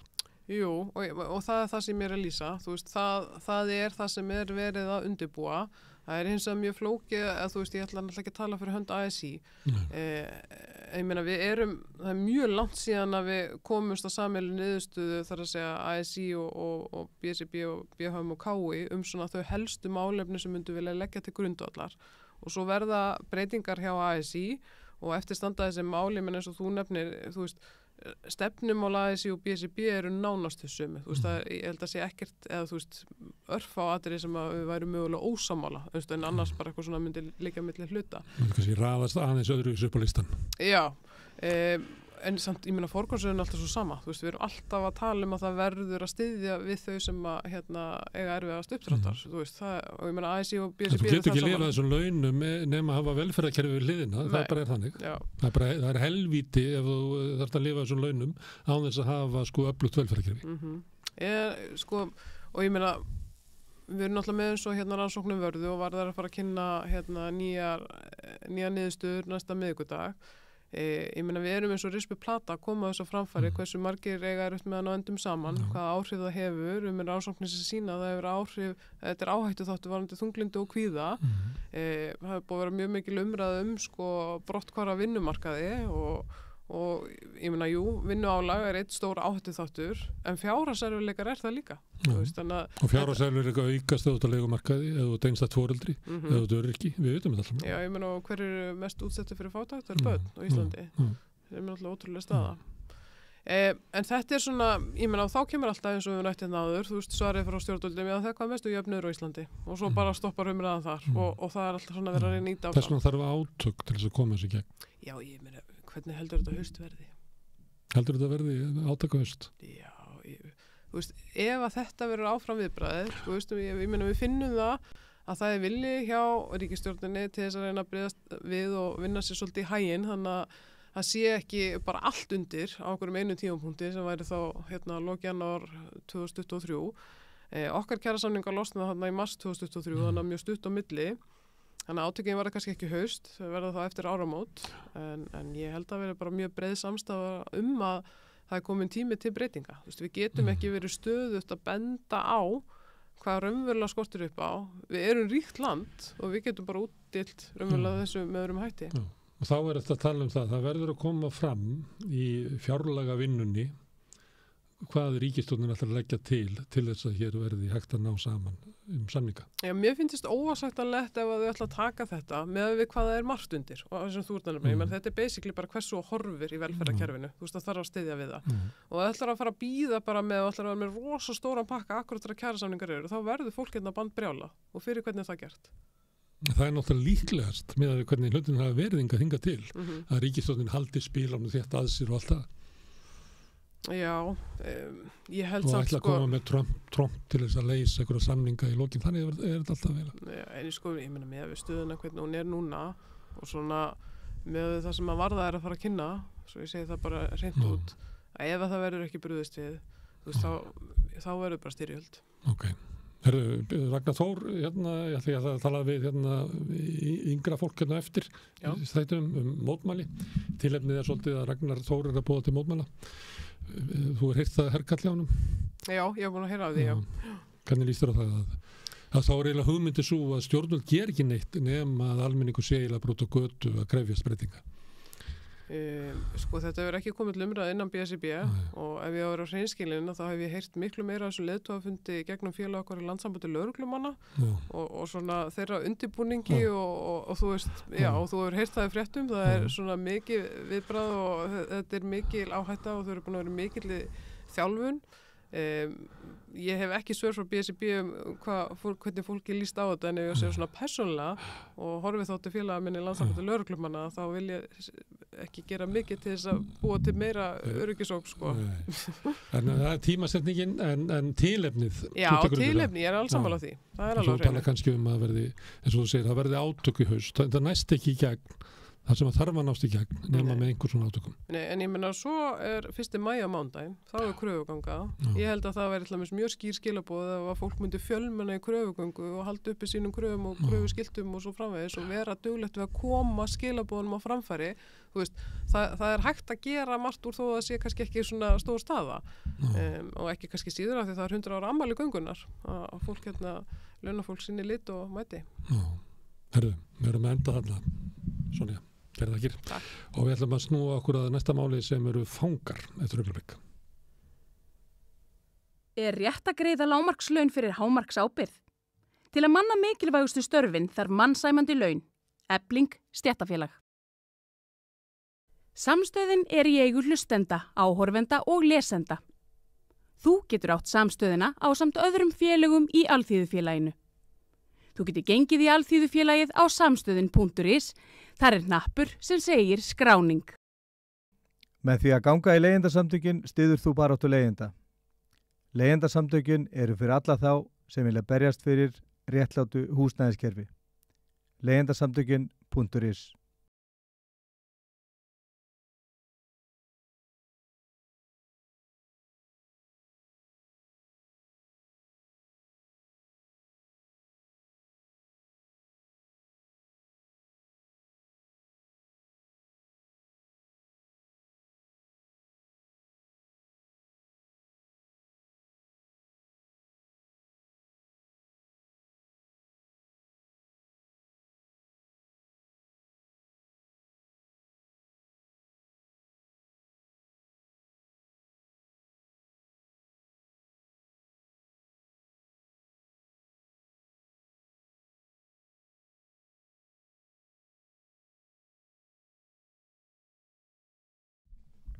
Já, við ætlum að ræða fangelsinn, það sem að ömurlegt að vera.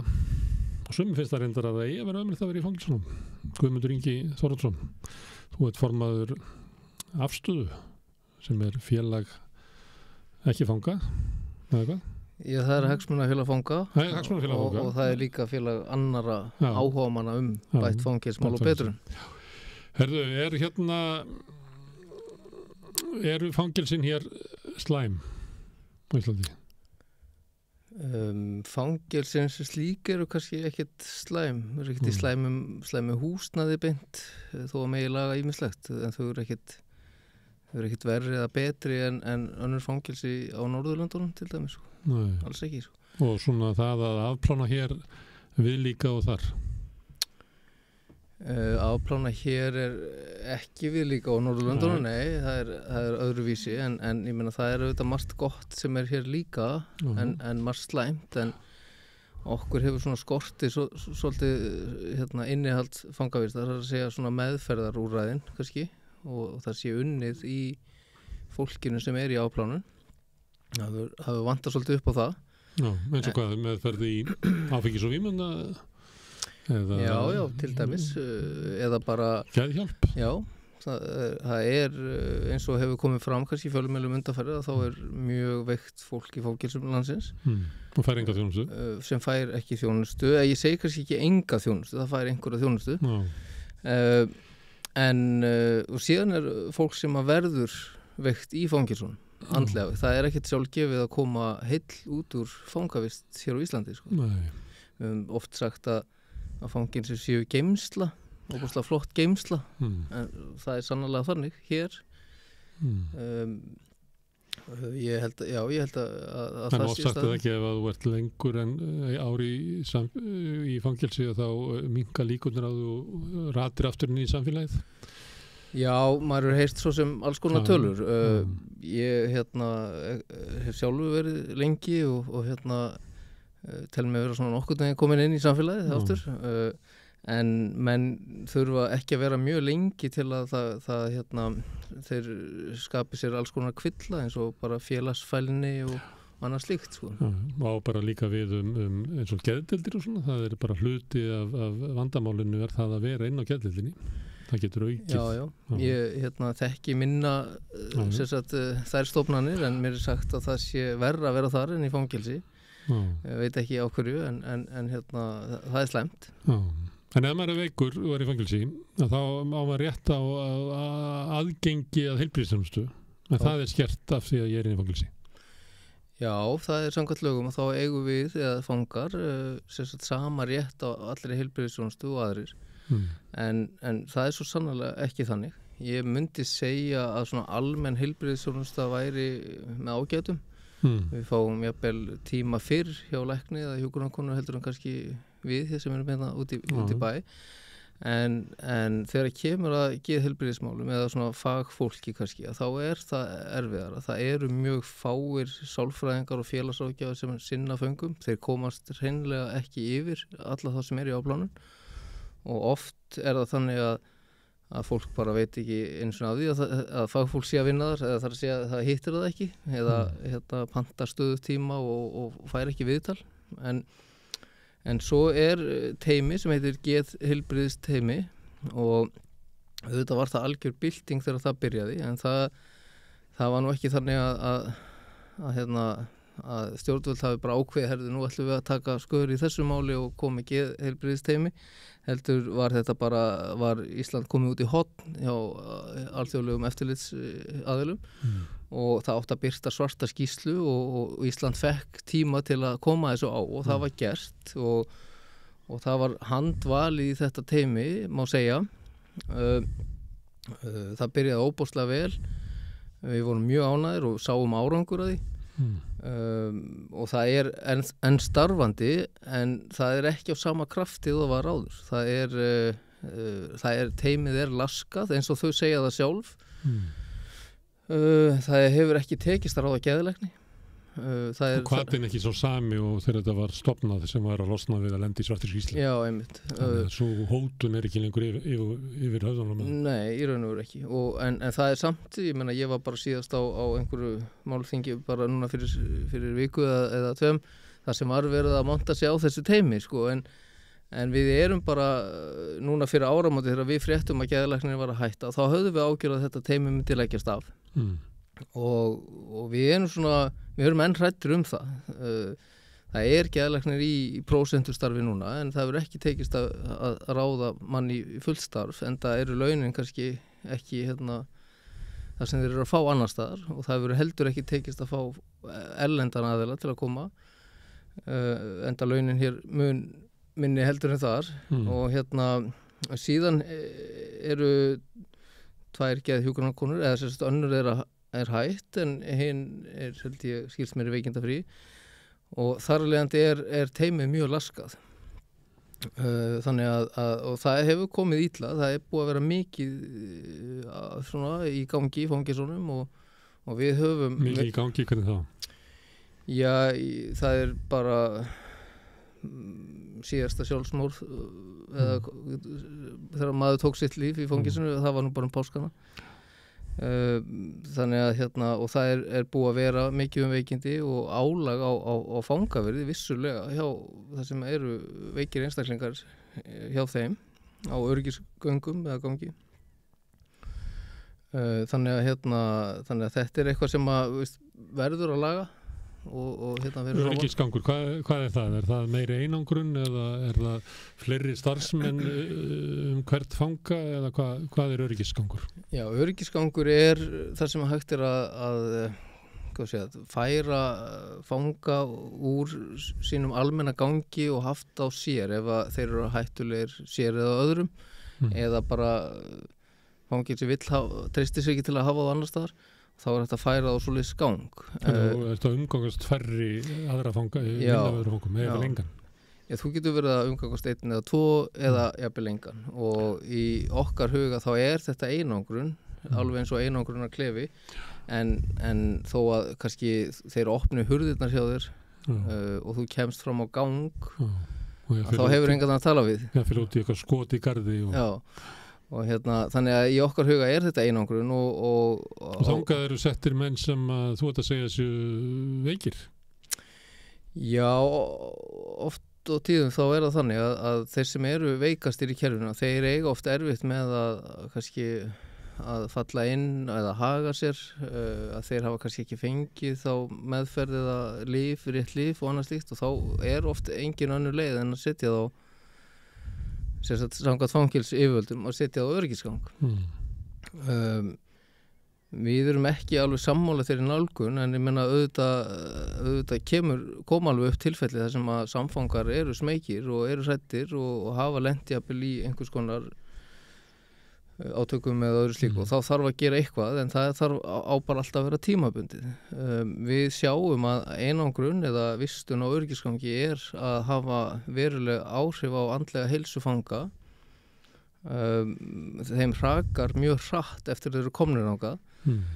Það mikið myrkur hjá þeim og yfir þeim í raun og veru meðan þeir eru á þessum stað. Hvað eru með myrkur yfir? Já, ég meina menn eru oft vakandi bara á nóttunni og sofandi á daginn og menn eru kannski ekki mikið að draga frá gardínur eða og svo náttúrulega bara myrkur yfir þeim, bara andlega og þetta sem skapast að hluta til vegna lítilla samskipta við annað fólk. Algjörlega og við höfum séð sko að menn eru oft ekki vissir út af hverju þeir eru út af hverju þeir eru í fangelsi yfir höfuð, hvenær þeir eiga að losna, hvenær þeir fá að fara heim og það skapar Á hverju?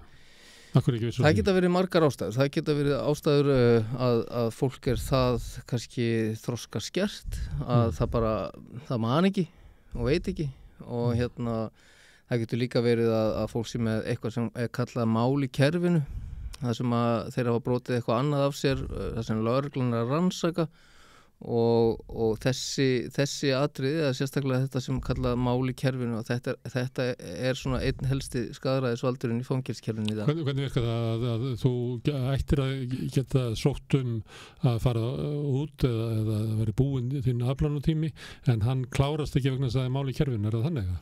Já, það sérst, ef þú ert með mál í kerfinu þá færðu ekki framgang í fangavistinu, þú færðu ekki að fara jafnvel í opið fangelsi eða áfangaheimili eða öklaband, þú færðu alltaf stundum ekki í dagsleyfi, þú færðu ekki reynslulausn jafnvel, en ég veit reyndar að fangelsi vilt hafa verið að taka þetta svolítið skoðunar og gefi mönnum stundum sjans ef það mjög langur tími liðin frá því að eitthvað gerðist í málinu reyndar.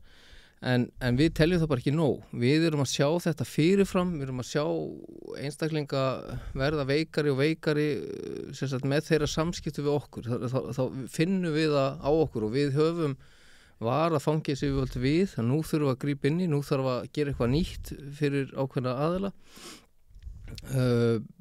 vegna þess að ástand að vera verra og verra. Og við sjáum það bara þegar þeir byrja að hringja fyrst í okkur mánaðarlega og svo hálfsmánaðarlega og vikulega og svo daglega og svo oft á dag, og þá ástandið að verða verra og verra.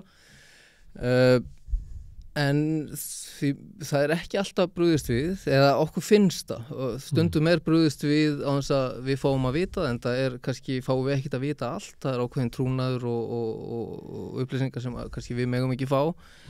En svona við höfum það stundum á tilfinningu að það sé ekkert að gerast, og auðvitað sjáum við það líka þegar mennirnir náttúrulega eru bara geymdir áfram á öryggisgangi og annað, og meðan þeir ættu kannski að vera annars staðar. Við höfum mælt með því að menn séu settir kannski frekar bara jafnvel í opið fangelsi. Það hefur verið reynt. Eitthvað sem inn á öryggisgangi? Já. Nei, það? Það hefur verið gert og það hefur virkað. Eitthvað sem settir inn á öryggisgang vegna þess að það ekki hægt að hafa hann inn í hópnum. Hann settur í opið fangelsi? Já, það hefur verið prófað og það hefur virkað í sumum tilfellum, en auðvitað það ekki hægt í öllum tilfellum. Stundum eru bara menn orðnir of veikir fyrir það, eða hættulegir eða annars slíkt. Við erum að sjá að til dæmis... Svo spyrjum við þetta, það þannig að hættan sem að var að manninum, þar sem að var inn á venjulegu gangi, að hún verður ekki ef hann fer yfir opnu fangelsi, þannig að álegið á því að vera inn í fangelsinu minnkar líkurnar á að hann sé til óþægðar. Já, það bara lifnar yfir mönnum þegar þeir koma á þannig stað þar sem að, ef þú ferð upp á Kvíabryggju, að þú ert komin í allt annað umhverfi, allt annað andrúmsloft, þú getur labbað og Og mörg vandamál sem voru inn í lokaðafangilsinu hverfa. Einmitt, klappa rollunum og hérna alls konar. Það er bara fáðið til að segja þetta, svo er eitthvað sem er að hlusta. Já, þannig að hérna, en normenn, þeir segja birtan bjargar og þeir meina það þannig að þeir eru til dæmis að opna nýja geðdeild við eitt fangilsi núna 1. maí og þeir letu sér hanna það. Það er svona deild fyrir 6 manns, minnum mig, sem eru sem sagt, fyrir mjög veika, andlega veika og eða hættulega fanga og það er sem sagt, hugsað fyrir öllu. Það er sem sagt, það eru 6 metrar upp í loft og það er gluggar í loftinu og þegar byrjar að birta þá birtir hjá þér sko. Þú getur ekki dregið fyrir.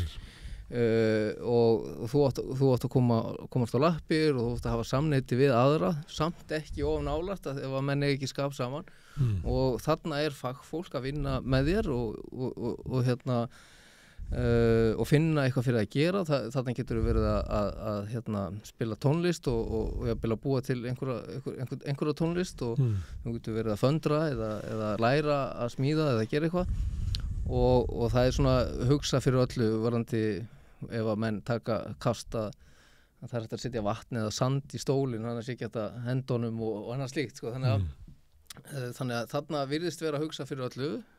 Ég allan var mjög hrifinn að þessu þegar ég sá þetta núna daginn og auðvitað myndi maður óska þess að það væri bara svona deild hér. Við erum að sjá að geðdeildir hér, hvort sem það er bráðamóttaka eða réttagerðin er ekki að taka á móti föngum þegar þeir eru sem sagt, bæði þurfi langtíma meðferð eða þegar þeir eru akkurat í einhvers konar geðrofi eða maníu eða hvað sem þessir hlutir heita. Þeir vil ekki taka við þeim. Þeir bara neita að taka við þeim. Eins og þau myndu taka við ef ég var í maníu hérna út í bæ, þá fær ég inn á geðdeildina. En ef þú ert í maníu inn á fangilsi þá færðu ekki þjónustu. Já, það er ekkert sjálfgefið að þú fáir það líka að fara hér inn, sko. Sérstaklega ef þú ferði í geðrof eftir klukkan 7 á kvöldin, þá þarfst þú bara að bíða. Það er nú bara þannig, hér líka og hérna, en þetta er sérstaklega við fanga að geðdeildirnar hafa neitað ítrekað að taka á móti föngum og þrátt fyrir að menn séu með sjálfsvíks hugleiðingum eða annað og það er kannski hringt í þá eða þeir eru jafnvel fangaverðinir lagðir af stað með og þeim snúi við. Þetta hefur gerst margoft, ítrekað neitað og við hérna og við vitum á samskiptum á milli geðlækna á hérna milli fangilsa og geðdeildar þar sem að geðlæknin segir bara ef þið komum við að hringa þá hendur við honum bara út á götu sko. Þannig að hérna ég tel að þetta sé mjög alvarlegt og hérna og þegar sem sagt við höfum verið að skoða þetta núna ef við fréttum að öðru svona atviki á næstunni þá hefði ég vilja persónulega eða sem sagt að afstaða myndi kæra bara reynilega fyrir, ég veit ekki hvað, mórtilraun eða hvað, þann geðlæknir sem tekur slíka ákvörðun, mér finnst þetta bara það alvarlegt sko. Þannig að hérna þannig að ég veit ekki hérna, já. En ef einhver myndi segja svona, já, má vel vera að sé til hann þessi 6 manna deild í Noregi en þeir eru nú olíuna og svona og ég efna þessu, við hefum ekki efna þessu og þið hefðu nú kannski átt að hugsa þetta áður en þeir frömdu afbrotin og hverju svarar þú svona? Já, ég meina þú lítur að verða varfið það æði ofta að vilja bara íta málunum ykkar ykkur starf út á hotn. Já, við höfum búið við það sem sagt alla tíð að við höfum verið svona afgangsstærð og við sjáum það vel að hérna þegar við erum að fundum að þetta hljómar allt mjög vel og svo gerist lítið. Og við erum náttúrulega með félag sem erum að missa skjólstæðinga vikulega eða hálfsmánaðarlega og hérna vikulega hálfsmánaðarlega já ég meina bara af ofneyslu eða sjálfsvígum og ég fór í síðustu jarðarförina á föstudaginn síðast þannig að þetta tekur alveg á en eins og hefur komið fram að þá erum við með þannig réttakerfi að hér koma allir út aftur og þeir einstaklingar sem eru veikastir í dag eru að koma út í samfélagi aftur eftir nokkra mánuði og það hefur ekkert verið eða mjög lítið verið kannski unnið í þeirra málum og þeirra verið svolítið geymdir bara í geymslu það ekki búið að undirbúa losun þeirra út í samfélagið. Hvað á að taka við, það hefur ekki verið gert þó að ég veiti að það sé verið að aðeins byrja að vinna í því í dag. Þannig að sko okkar náttúrulega markmið að það sé unnið í þeim og þeir séu tryggðir með úrræði þegar þeir koma út. Þannig að sko þeir fremji ekki slík brot aftur. Þetta hefur ekkert með það að gera að upphefja einstaklingana eða að sé einhver vorkun eða eitthvað slíkt sko við vinnum bara einu markmiði og það bara sama markmið og fangellismálastofnun og fangaverðir og geðheilsuteymi og allir þessir aðilar hafa að það að fækka glæpum og brotaþolendum. Ef við vinnum ekki í þessu fólki að þá fjölgar þessum brotaþolendum og það bara það sem hefur verið að gerast í samfélaginu vegna þess afskiptaleysi við þennan málaflokk. Þannig þetta eina raunverulegu glæpaforvarnir að hafa betri aðstöðu í fangelsunum. Ég held að dómsmálaráð hafi notað glæpaforvarnir einhvern tímann, það var ekki að tala um þetta sko. Já, sko, afbrotavarnir. Já, afbrotavarnir. En sko, já, ég meina við því betur sem fangelsin eru, því færri afbrot verða framinn. Já, við erum að segja að ef það ekki unni með fólki í fangelsunum, þá munir þeir fremur glæpa aftur. Já, og það má segja það verður líka öfugt að því betur sem gerir með fangelsin að því minni líkur að glæpa verður framtíð. Já, við getum alveg sagt að sumir að glæpi séu framtíð í búið stjórnvalda. Ég meina við höfum séð það og það hefði verið hægt að bjarga þessu fólki og það hefði verið hægt að koma í veg fyrir að þessi aðilar hefði fram með aftur brot. Og þröskuldurinn fyrir að við föllumst ekki á þessi rök og höfum góð fangelsi svo að stjórnvöld og við sem samfélag eigum erfiðleikum með að gera vel við þennan hóp af því að við teljum hann ekki að það skilið. Það hefur verið hingað til, já, en ég held þetta snúist nú kannski eitthvað peninga líka. Við erum með dýrasta fangelskerfi í heimi. Það engin spurning. Já, ég meina allt sem hjá okkur beinist að öryggi og ég meina það kostar margfalt meira að byggja öryggisfangelsi. Ég meina glerið í öryggisfangelsi kostar miklu meira heldur en glerið í opið fangelsi þannig að með hlutfallslega meira klefum í öryggisfangelsum heldur en aðra þjóðir. Eru þær með meira af já, við erum með það meira rými í opnum fangelsum? Já, algjörlega. Þetta þetta misjant eftir löndum. Ég meina Svíþjóð eru með held ég einhver 4 eða 5 stig fangelsa en þau eru öll meira að minna misopin þó þessi bara eitt svona öryggisfangelsi en svo eru hinn misopin en allir í dag sem eru að byggja ný fangelsi eru að byggja opin úrræði og horfa til þess vegna þess að það vitað og samkvæmt rannsóknum að menn eru ólíklegri til að koma aftur í fangelsi eftir að hafa verið í opnum fangelsum heldur en að vera í lokuðum og þannig að það hlýtur að vera eitthvað sem við eigum að vera að hugsa líka og samkvæmt því sem dómsmálaráðherra segir í dag að þá hann búinn að fá fjármagn í það að stækka sogn einhverju plás og hafa þar opið fangelsi? Já, það opið fangelsi í dag, hann ætla bara að stækka enn frekar og við erum og hann að vinna í því að stækka Kvíabryggju líka. Það verið að setja 2 milljarða í að breyta Litla-Hrauni. Það mjög flott það sem verið að gera og virkilega þarft og allt það, en ég var sjálfur persónulega á móti því að þessir 2 milljarðar yrðu notaðir í þessa breytingu. Mér fannst mikilvægt að við náum utan vandan og veikindin sem eru á Litla-Hrauni. Það eru og ég hefði viljað gera þannig að nota bara helmingin af peningunum og fækka þeim sem eru á Litla-Hrauni og gera breytinguna þá í tengslum við það að það séu helmingi færri og gera aðstöðuna betri fyrir heilbrigðisstarfsfólk og fangaverði og fangana sem eru þar en þá væri þar bara 35 manns. Þá myndi nást betur utan vandan á Litla-Hrauni sem hefur verið gífurlegur og menningi sem hefur verið þar inni er ekki góð. En síðan hefði við haft að nota hinn milljarðin í að stækka einmitt opnumfangelsum sem við höfum náð mörgursunum fleiri plássum fyrir þann pening þetta er gífurlegu peningur en þessi leið var valin og það byrjað að vinna í þessu og þessu verður ekki breytt. Og það annar vandi það að það langur biðlist að komast inn en ekki? Fólk að bíða eftir afplánun?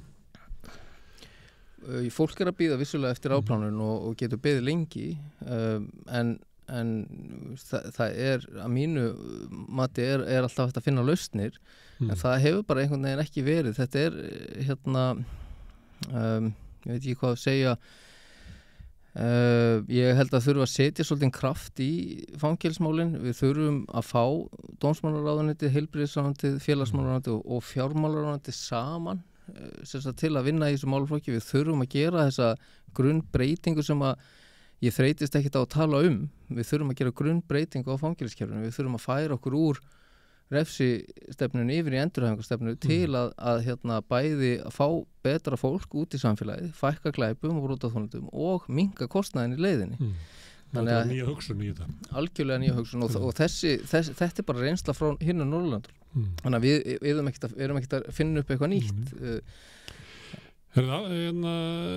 Afstaða félagið ykkar, þetta hagsmunafélag fanga, þú þar formaður og þú vitnar í það að þið séu í miklu samskiptum við fanga. Já, við á hverjum degi og erum við í samskiptum við marga fanga, já. Og hvernig gengur að reka þetta félag? Eru við með starfsmenn? Við erum bara með sjálfboðaliða og ekki neina launaða starfsmenn, nei. Það hefur gengið erfilega að fá fjármagn. Við erum alltaf á hverju ári að vonast eftir að ná góðum samningum þannig að við getum ráðið starfsfólk og gert þetta. Samningu við hverja? Já, það náttúrulega bara félagsmálaráðuneytið. Við virkilega heldum að í ár fengjum við þannig fjármagn að við gætum ráðið 2 starfsmenn til að gera þetta á faglegan hátt og gert þetta stærra og betra og vera að vinna í þessu bara. En í staðinn fáum við eitthvað ekstra fér sem að dugar til að borga grunn húsalegu og annað slíkt sko. En þetta er mikilvægt að fangar hafi svona sterkar rödd inn í umræðunni, inn í ráðuneytunum. Það mikilvægt að fangar hafi? Já, ég tel að allir hópar þurfi að hafa einhvern málsvara. Það ekkert mörg ár síðan að það mátti ekki ræða þennan málaflokk og eftir að afstaða byrjaði að skrifa greinar og tjá sig hvað virkilega gerast í fangelsunum og þá hefur þessi málaflokkur algjörlega opnast og bara til dæmis breytingin á fangelsmálastofnun þar sem þeir eru virkilega komnir að ræða málin og opinberlega og þetta allt öðruvís í dag heldur en þetta var fyrir 8-9 árum sko. Þannig að þekkingin hjá okkur það eru við sem höfum verið að koma með þessi svona, endurhæfingar hugmyndir á borð hér á Íslandi. Þetta eru hugmyndir sem voru ekki til á borði í fangelsmálastofnun fyrir nokkrum árum. Kveiknar inn í kerfinu?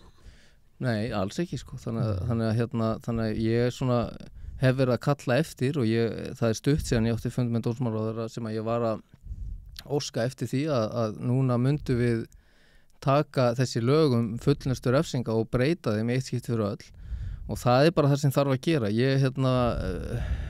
og það í raun og veru hægt að gera helling fyrir það er að breyta alls konar reglum og verklagsreglum sem unnið eftir í dag til eins betra en hingað til það hefur ekki gerst en þannig að við þurfum ekkert endilega að bíða eftir nýjum lögum en við þurfum ekki endilega starfshóp sem að verður í 1 eða 2 ára að vinna í þessum málum, við þurfum aðgerðir og ekkert bara aðgerðir í fangelsmálum, við þurfum aðgerðir í vímuefna, áfengis- og vímuefnamálum og líka hvað tekur við hjá þessum jaðarsettu hópum þegar það koma úr fangelsi eða geðdeildum eða hvað það nú sko, af gistiskýlum eða annað slíkt sko. Við þurfum aðgerðir. Ég get alveg sagt að ég orðinn svolítið pirraður að vera í starfshópum sem eru að vinna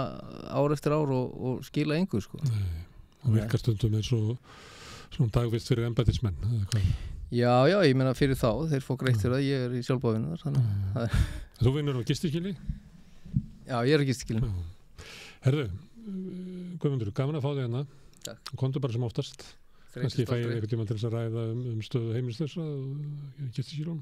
Já, örugglega, ef ég fæ leyfi til þess, borginni, þá ger ég það með glöðu geði. Sko, það málaflokkur sem þarf að virkilega að taka og ræða og útskýra kannski fyrir fólki sem að þekkir ekki þennan heim. Báðu leyfi og stefnum á það hittast aftur og ræða það. Takk fyrir. Takk að kjalla fyrir komuna. Við ætlum að fara að tala mótmæli eftir augnablik. Samstöðin á öllum hlaðvarpsveitum. Rauðaborðið, Sanna Reykjavík, samtal á sunnudegi og helgispjall.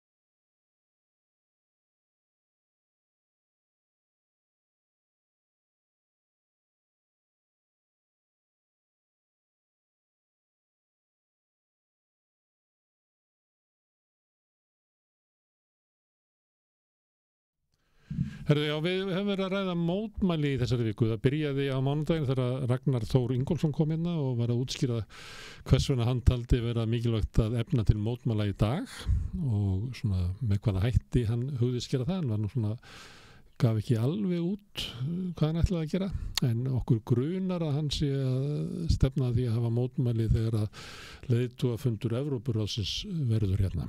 Það eftir alltaf komið ljós.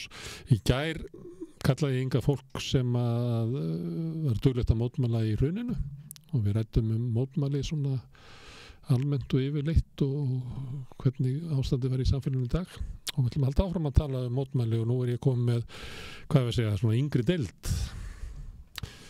Yngri deildin. Yngri deildin komin hingað. Hérna mótið mér Karl Héðinn Kristjánsson og Guðni Öfjörð og Eli Hörpu og Önundarbur. Verið öll velkomin. Takk. Hérna, að ég nefndi þetta með búsaldabyltinguna, þið eru svo ungir, hvað munið eftir henni það? Já, ég var á fyrsta árinu mín í Vestló. Nú, það er góður staður. Já. En ég man ekkert, ég man bara eftir... Þau voru ekki þáttagötur? Pólísari umræði þar, sko, hún var mjög svona einslega umræðin, kannski. Já, þau voru ekki þáttagötur í búsaldabyltingunni? Nei, ekki ég. Ég er með svona veika minningu mamma og pappa að fara með potta á eitthvað, en man ekki mikið einhvern. Ná, bara eftir þessi sjóarbunni, skilur. Ok, en má ég þá spyrja ykkar hugmynd búsaldabyltinguna eftir á, þér náttúrulega lesið allt og heyrt og talað við fólk það. Hvað var þetta, að því að Ragnar sko talar jákvætt hana og pínutinn eitthvað líka. Hann talar sko að hann hafi leist í viðjum svona almennings og sýnt samstöðuna og margir sem tóku þátt að hafði mikil áhrif á fólk og breytti fólki. En síðan segir að líka að kannski voru kröfuna bara vitlausar vegna þess að krafa var nýja ríkisstjórn, breytta stjórn á fjármálaeftirlit og Seðlabanka og svo fengu það í gegn en það breyttist ekkert í samfélaginu. Stjórnmál eru jafnvel enn verri en þeir voru fyrir búsaldabyltingu. Já, ég veit að ég held mér varst bara mjög gaman að heyra, ég var að tala þetta fram aðan, mér varst gaman að heyra Ragnar ræða þetta sko og heyra hann svona kannski byrja eitthvað aðeins dýpra og róttækara heldur en bara skipta út ríkisstjórn og svo les en ég held líka það sé svaklega stórt verkefni og ég held að það sé ekki eitthvað svona eins manns að ákveða bara 16. maí mótmælið sem það gerist en mér finnst geggjað að það sé verið að reyna kannski að byrja að sá einhverjum fræjum þannig kröfur af því að þetta voru náttúrulega bara ógeðslega boring kröfur þarna í búsaldabyltingunni sem voru efst á baugi, finnst mér sko allan þegar ég horfði tilbaka. Það reyndist vera sko kannski fyrir þá sem gerðu kröfunar verður að hafa í huga að það voru kannski róttækar en svo kemur í ljós að það var ekki nóg að ef þið skiljið hvað ég að menna að fólk hafði náttúrulega væntingar að stjórnarskipti myndu breyta meiru sko. Já, en einmitt kannski ef þú breytir ríkisstjórn en stefnan ekkert allt og langt frá því sem var áður eða stofnanir samfélagsins eru eins og þá ekki mikið að fara að breytast en grunnkerfi verða það sama. Já, mig grunnar að það hefur verið þessi byltingakenndi andi og möguleiki sem var þarna en það hefur bara ekki verið farið nógu langt en samt heyrum maður einmitt að þau bætti aðeins fjármálaeftirlitið og það var komið svolítið á skrið sko til að standa aðeins og tala fyrir þessari ríkisstjórn sem tók síðan við að fjármálaeftirlitið var orðið sterkara, það var meira að gerast en svo þegar Sigmundur Davíð og Bjarni Ben koma aftur og þá það bara bomb tekið niður. Og mál bankana og gagvað bankamannunum komur umverulega frá fjármálaeftirlitinu.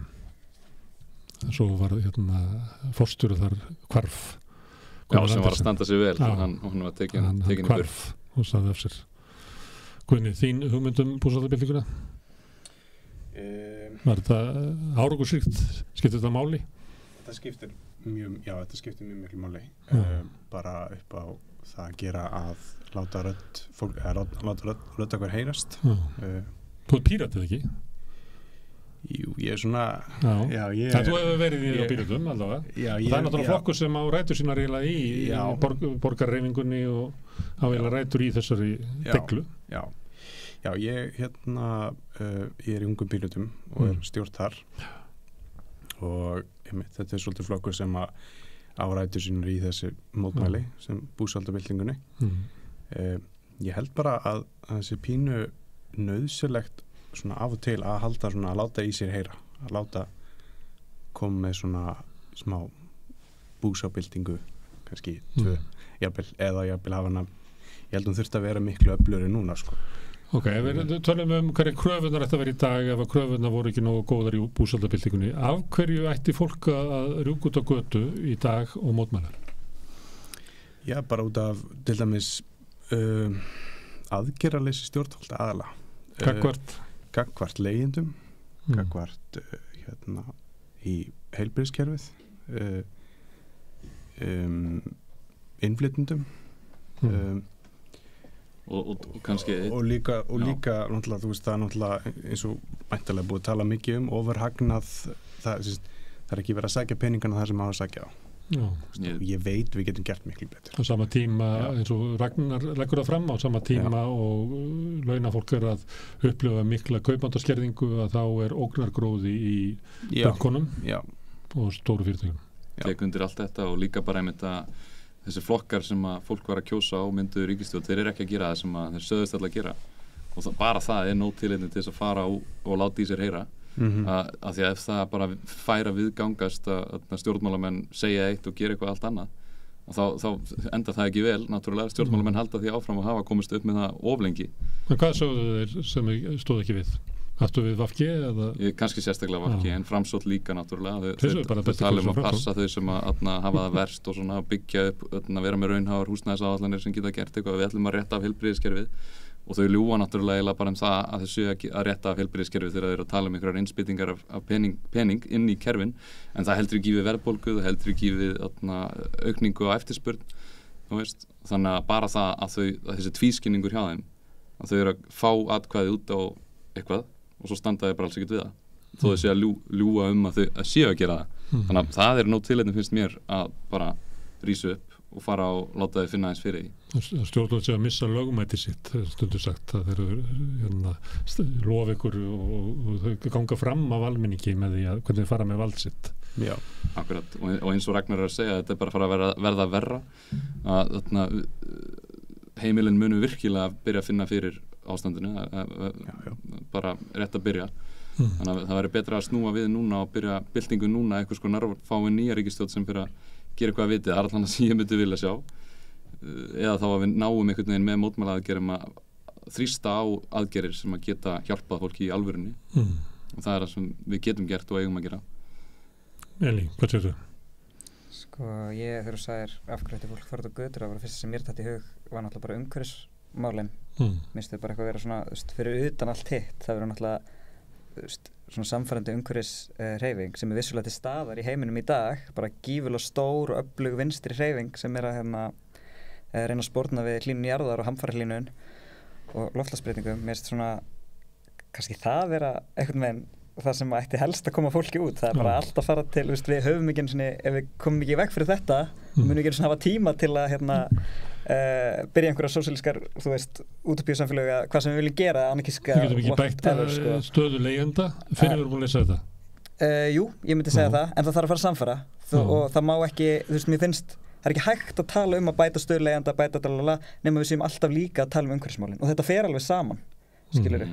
Og við þurfum að finna lausnir sem þurfum að finna leiðir eða eitthvað sem eru, hvað segir maður, sem fara ekki gegn því sem að umhverfið þarf núna, að mannkynni þarf til að umhverfið sé þeim ekki banvænt. Þannig að það vera bara mjög mikilvægt og vantar kannski smá líka í umræðina hjá Ragnari sem ég heyrði, ég náði bara rétt að hlusta viðtalið sko, en ég heyrði að þau koma aðeins inn á það í gær. Byltingafólki nefndu þetta, nefndu alls konar mál sem að Ragnar nefndi ekki, þannig að Ragnar var eiginlega á línu, hann vísaði í Enough is Enough í Bretlandi, þar sem að kröfunar eru mjög einfaldar, ég mannar, það eru 5, það var hækkun lágmarkslauna, lækkun rafmagnsreikningsins sem er náttúrulega stoppa matarfátækt, húsnæði fyrir alla og skattleggin ríku. Þetta getur verið kröfur frá 1950. Já, mér varst hann líka hljóma bara eins og hann væri að tala beint inn í svona mjög andkapitalíska hreyfingu sem er líka náttúrulega stór og væri gaman að komast í meira eitthvað með einn róttæk baráttu hérna á Íslandi kæmist í meira samband við svona þessa alþjóðlegu hreyfingu sem er hann úti og þar er alveg flottir höfundar og hugsuðir sem eru búin að gera alls konar vinnu sem mér finnst við geta verið svona meira samtali við. Þess vegna fannst mér sérstaklega gaman að heyra Ragnar Þór tala svona, auðvitað hefur Sólveig Anna líka verið að tala svona bara mjög opinskátt svona antkapitalist sem svakalega mikilvægt. Þau eru meira að gera svona kröfur svipað og í Enough is Enough sem bara sómasamlega framfærslu, bara að ég geti lifað út mánuðin, það svona námarskrafa. Þau eru ekki að setja stjórnarskrána, umhverfismál og ekki að hengja svona annað á þetta. Þau eru frekar að tala svona bara í svona, þetta getur verið kröfur frá 1950, getur verið kröfur frá 1930, getur verið kröfur frá 1910. Þetta bara einar klassísku kröfur lágtekjufólks sem lifir í óvissu í húsnæðismálum. En mér varst til dæmis líka eins og í upptalningunni hjá Ragnari með að þegar Evrópuráðið að koma, þeir voru að telja til miljardana sem verið að kaupa í jakkafutt á lögurnar og á árshátíð. Mér varst til dæmis vant að ræða fjölda grafirnar sem að landamæri Evrópu eru. Mér finnst það líka að vera full ástæða til að fara út á götur og mótmæla. Þannig að þú veist, mér finnst vera fullt ástæðum og mér finnst ekkert þurfa að aðgreina þér svona. Mér finnst þú alveg geta að tala allt. Þetta gott að vita kannski hvað hægt að beint að hverjum, hvaða kröfur að beinast hvert, en ástæðan fyrir því að mér finnst mikilvægt að tala umhverfissjónarhornið, að tala rasismann, útlendingaanduðina og þessar ótrúlega ómannúðlegu landamærastefnur er af því við þurfum hreyfingu sem að byggja á öllum þessum gildum. Skilurðu? Og þess vegna ef við gleymum bara að tala þetta, eða finnst það ekki nóg mikilvægt núna þegar við þurfum fyrst að tala efnahagsmálin eða hvernig fólk ætlar að lifa af, ég veit ekki, mér finnst það ekki heillandi því hvenær ætlum við þá að gera tíma fyrir það sem skiptir líka mjög miklu máli og kannski grundvöllurinn í lífinu. Umhverfið undirstaðan á öllu náttúrulega og mannúðin þarf að vera hana og ef okkur er sama allt þetta flóttafólk, það veitir ekki gott fyrir okkur sem samfélag. En þau eru kannski einbytta kröfum sem eru svona raunhæfar kannski, ég veit ekki eitthvað sem að því að ég segi raunhæfar eða það sem maður getur fengið flesta til þess að saminast það eru nokkra grunnkröfur sem við erum öll sammálum síðan kannski leggur þú meiri áherslu á þetta mál og þú á þetta mál og þú á þetta mál en hvaða mál eru það sem að við öll hvað svo sem þetta við er? Já, hver eru öll og hver eru við? Það líka ég held að mér fannst þess að Ragnar verið að leita þessu sko. Hvaða er sem að er svona andrið og svo getur verið alls konar svona tjöld eða salir þar sem er hægt að heyja. Það er ekki höfnun á baráttunni opin landamæri þó svo við förum að berjast fyrir því öruggum húsnæðismarkaði. Nei, ég sammála því, en mér samt við geta talað þetta á saman tíma. Ég er alveg bara mjög samfært það að það sé hægt að En þú kemur kannski með svona lista sem að þú vilt mótmæla. Svo kemur einhver annar bara með svona lista. Já. Það er staðið saman alveg ef það er einhver samsvörun á milli þá getur þið staðið saman Já, oft sagt að þessi kynslóð að skipti til dæmis í afstöðnu til umhverfismála. Já. Það er bara gengið út frá því í allri umræðu. Það sem þú varst að telja þetta getur verið kröfur 1910, 1930, 1950 en nú skilur fólk orðið 20 sem fætt 2001 2003 en fátækt samt líka raunveruleg fyrir þær kynslóður, ég er ekki að segja það Stundum finnst manni það að fólk á ykkar aldri skynji betur sko stéttaskiptingun í samfélaginu heldur fólk á mínum aldri. Já, getur verið. Getur verið, já. En ég veit ekki. Oft sagt það í lífsleitni var nú mér sagt í 8. bekk að það er engin stéttaskipting á Íslandi. Ég held að húsnæðismarkaðurinn afhjúpiða stéttaskiptinguna mjög grimmt fyrir fólk á ykkar aldri. Klálega sko. Sem að kannski fólk á mínum aldri er blindara fyrir. En ok, hann er að hugsa þetta og búa til einhver svona samstöðu. Þú nefndir svona kröfur svona einskalls, ég spurði líka fólkið í búsaldabildingunni það. Því að í búsaldabildingunni þá bara rauk fólk út á götu og kom sér svona einhvern veginn saman það. Kannski verða bara Hörður Torfarsson sem nefndi kröfunar og fólk kom aftur. Já, var það ekki eitthvað svona og voru ekki sumir líka bara ósammála sem voru samt að mótmála og maður getur verið með svona lista hluti sem maður vil mótmála eða svona ég get samt alveg mætt, ég gerir bara að ég vil á mótmálum þú veist, mér finnst ekki mótmálegt að vera stjórnuð eða þú mætir á mótmála og því þú samþykkir allar kröfunar sem eru þarna þú ert þarna á þínum forsendum sem einstaklingur. En er munur á því að sko Ragnar sem hefur mikið persónufylgi og nýtur vinsælda í íslensku samfélagi og traust baráttu fólks skiptir að máli að hann er það öðruvísi ef einn boðar þetta? Ég held það kemur meiri meðbyr svona bara frá byrjun ef það einhver eins og hann sem er að gefa út kallið. Já. Hann nýti aflsitt í þetta. Ok, annað að mótmæla á meðan að þessi fundur sem ég ekki alveg viss hann ætli, ég bara las það út úr því sem hann sagði. Mér fannst eins og hann var að tala í kringu það að mótmæla að vera mótmæla þegar augu alheimsins voru á íslensku stjórnar elítuna. Hvað veistu okkur það? Það standa svolítið undir þessum, þeir eru búin að peppita svo mikið löggan í fjölmiðlum, maður er svolítið að standa undir þessum væntingum sko. Að mótmæla eitthvað, þeir eru búin að splæsa í þetta allt og eru ekki, flytja inn og alls konar. Nei, ég veit það ekki. Já, ég efast að þeir séu nú að fara, gera eitthvað við okkur sem erum mótmæla, skilur. Ég held að þetta sé bara eitthvað upp á, hvað maður að segja, svona, þeir eru bara að passa upp á ef það er einhver sem að fer yfir strikið. Það er einnig borðið sem er ábyggilega ósammála þessu.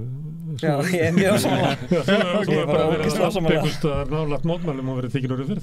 Já, það voru ekki svona, mér skilst þetta séu ekki mótmæli. Það var gleðigangan. Ég hélt alltaf að það væri mótmæli, en samkvæmt stjórninni þá er þetta ekki mótmæli. Þetta er skrúðganga, fjölskylduhátíð, þannig að ég misskildi eitthvað, en það voru svolítið ekki mótmæli og ég var að labba og var vissulega tekinn og ekki farið vel með mig. Og svo hefur líka bara ekki þurft mikið til á mótmælum, það hefur við setið á Austurvelli og neitað að fara, hafa nóg til að fá kylfur og piparóða og handtökur. Svo náttúrulega hefur fólk kannski ætlað að kíkja hann inn á pallana á Alþingi talandi búsáhaldabyltinguna og það var nú heljarinamál, nýmenningamálið sem heldur betur átt að terrorisera fólki í því. Við sitjum mikið, við sátum líka á gólfinu dómsmálaráðuneytinu og það var líka nóg til að vera tekið á manni dag eftir dag eftir dag. Og ég veit að umhverfishreyfing, Extinction Rebellion, þau voru að gefa ókeypis föt fyrir framann opnun H&M, ekki inni í búðinni, bara út á gangstétt á Lækjartorgi og þá kom löggan líka og hótaði að fara að ýta við þeim eða þau drulluðu sér ekki í burtu. Þannig að ég, ef maður... Það löggar sem skilgreinir ógnina, þú þarft ekki að vinna þér að inn. En það gæti verið að Ragnar Þór sé ekki sú ógn sem að löggunni sé almennt illa við. Þannig að þá... Þau bara nú Ómar Ragnarsson sem í burtu. Það er satt, já. Ég held að þetta fara svolítið eftir hvort að mótmælin virðast ætla að fara yfir þannig ramma sem að löggan er tilbúin að leyfa hverju sinni, sem verðist líka að vera ótrúlega óljós hvað má hvenær. Verður mjög tens þessa helgi, er þetta helgi? Já, ég held helgi, minnum það, 16. og 17. maí. En ég myndi, eins og þú varst að tala með Elí, ef maður ætlar að mótmæla á þessum Evrópufundi að frekar þá mótmæla fjöldagröfum frá flóttafólki sem er að reyna að fara yfir Miðjarðarhafið og aðgerðarleysi Evrópu í að taka almennilega á því og líka kannski svona vopnavæðingunni sem er í gangi að mótmæla því en ég held að það sem Ragnar er að vilja koma í gang, það snýst mikið meira bara þjóðina og stjórnveldin og pólitíska hagkerfið, hvernig gæðanum er skipt og hvernig er tekið á krísur og hver þarf að gjalda fyrir það.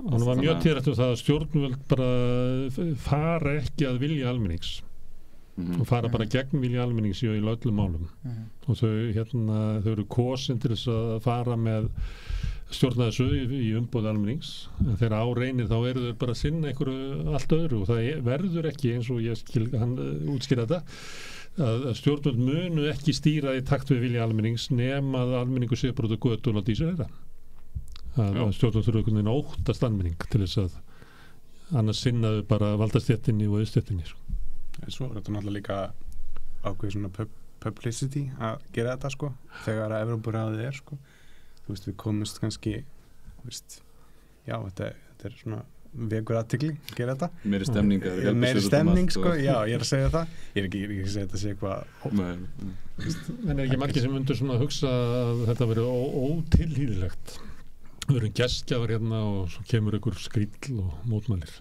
Er það ekki alltaf svoleiðis? Það er svolítið alltaf svoleiðis það er aldrei góð tímasetning til að mótmæla eða maður er alltaf kallaður einhverjum nöfnum Friðarspillir Já, ég held það, en það er mótmæla eiga að vera friðarspillandi að mínum að Já, klálega, það er alveg satt og mér finnst líka mér finnst alveg hægt að mótmæla öllu þannig hjá sem Evrópuráðsfundi mér finnst það vera tilvæl ég hugsaði að mér þess að svo bara einhvern veginn er ég með svo litla trú á Íslendingum og mótmælum ég bara fyrir aldrei að leiðil í mótmælu á Íslandi bara, ég bjó í Frakklandi og fór stundum á mótmæli þar og það bara eins meiri svona, ég veit ekki alveg, það bara held ég öðru sér væntingar til þess hvers mótmæli eru og hvenær kallað til þeirra og svona og hvernig mótmæli eru í barndunni. Það náttúrulega mótmæli líka mælt með meira ofbeld heldur ég það ef það kemur kröfuganga labbandi niður göttuna, það getur bara verið vígbúin lögregla fyrir handan hótni og svo klassar þetta saman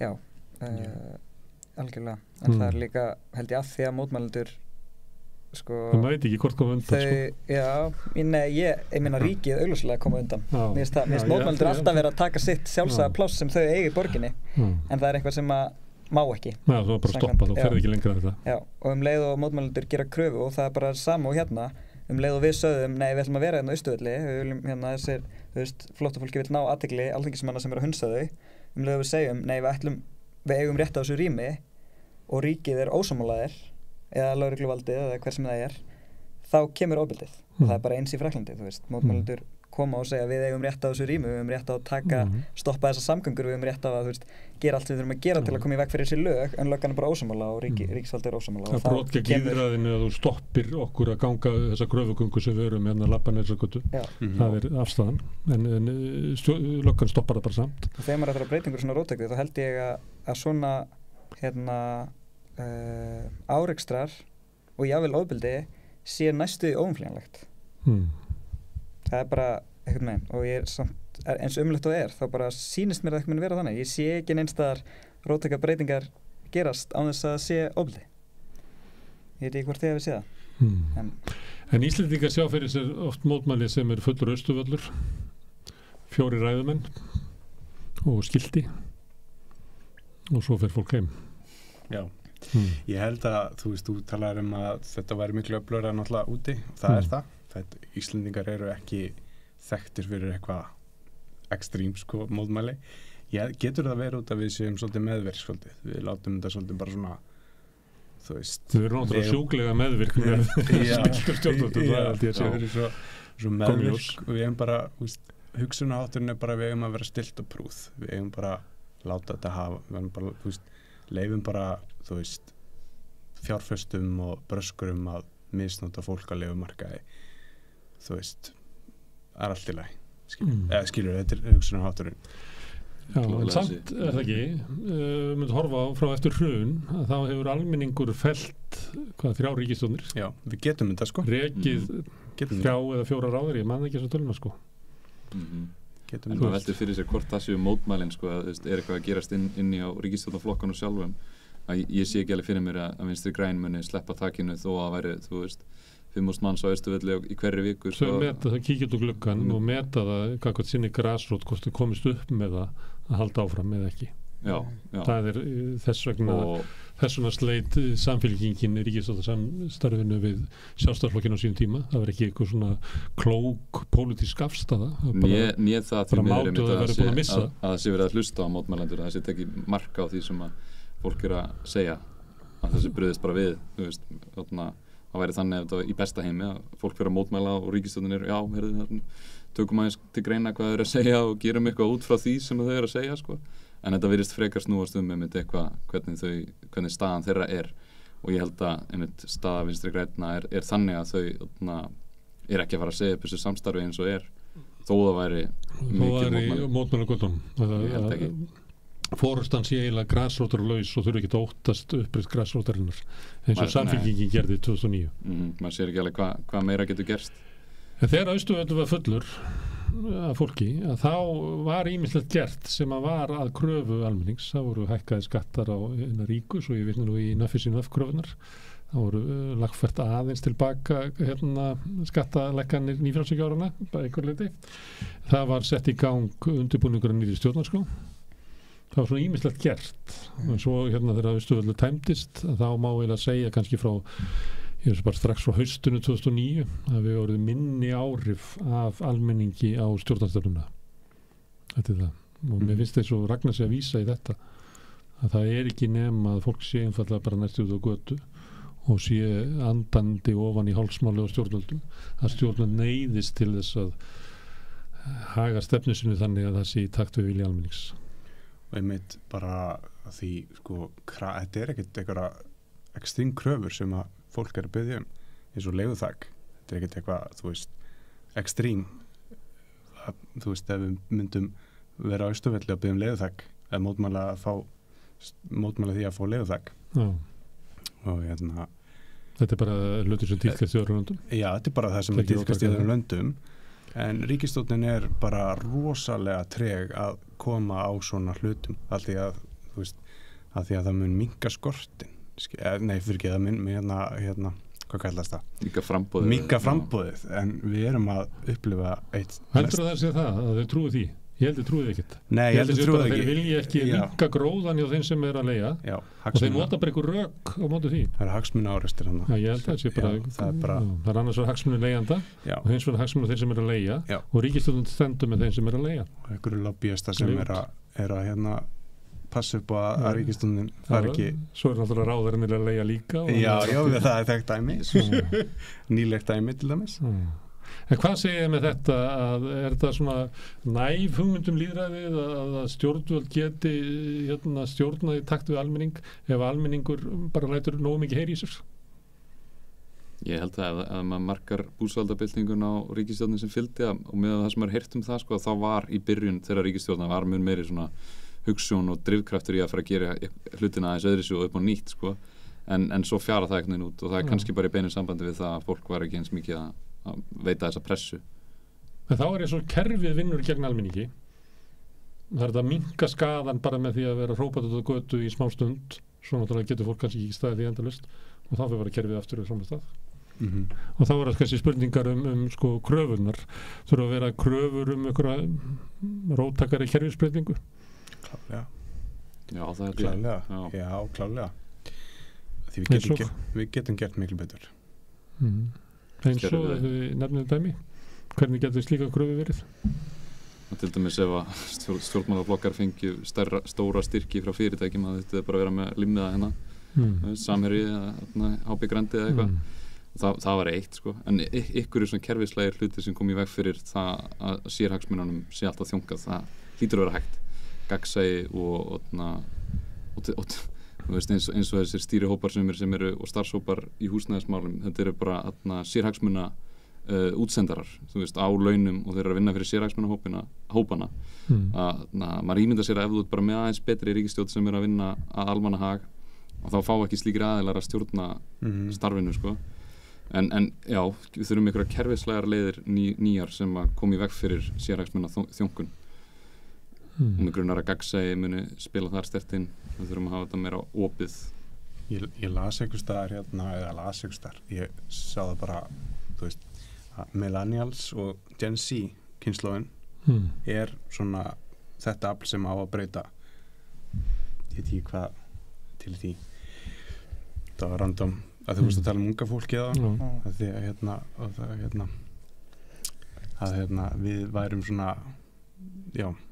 Það er eiginlega eins gott að við séum svo kynslóð þegar við sáum hvernig þetta er að fara annars bæði í umhverfismálunum og lýðræðismálunum.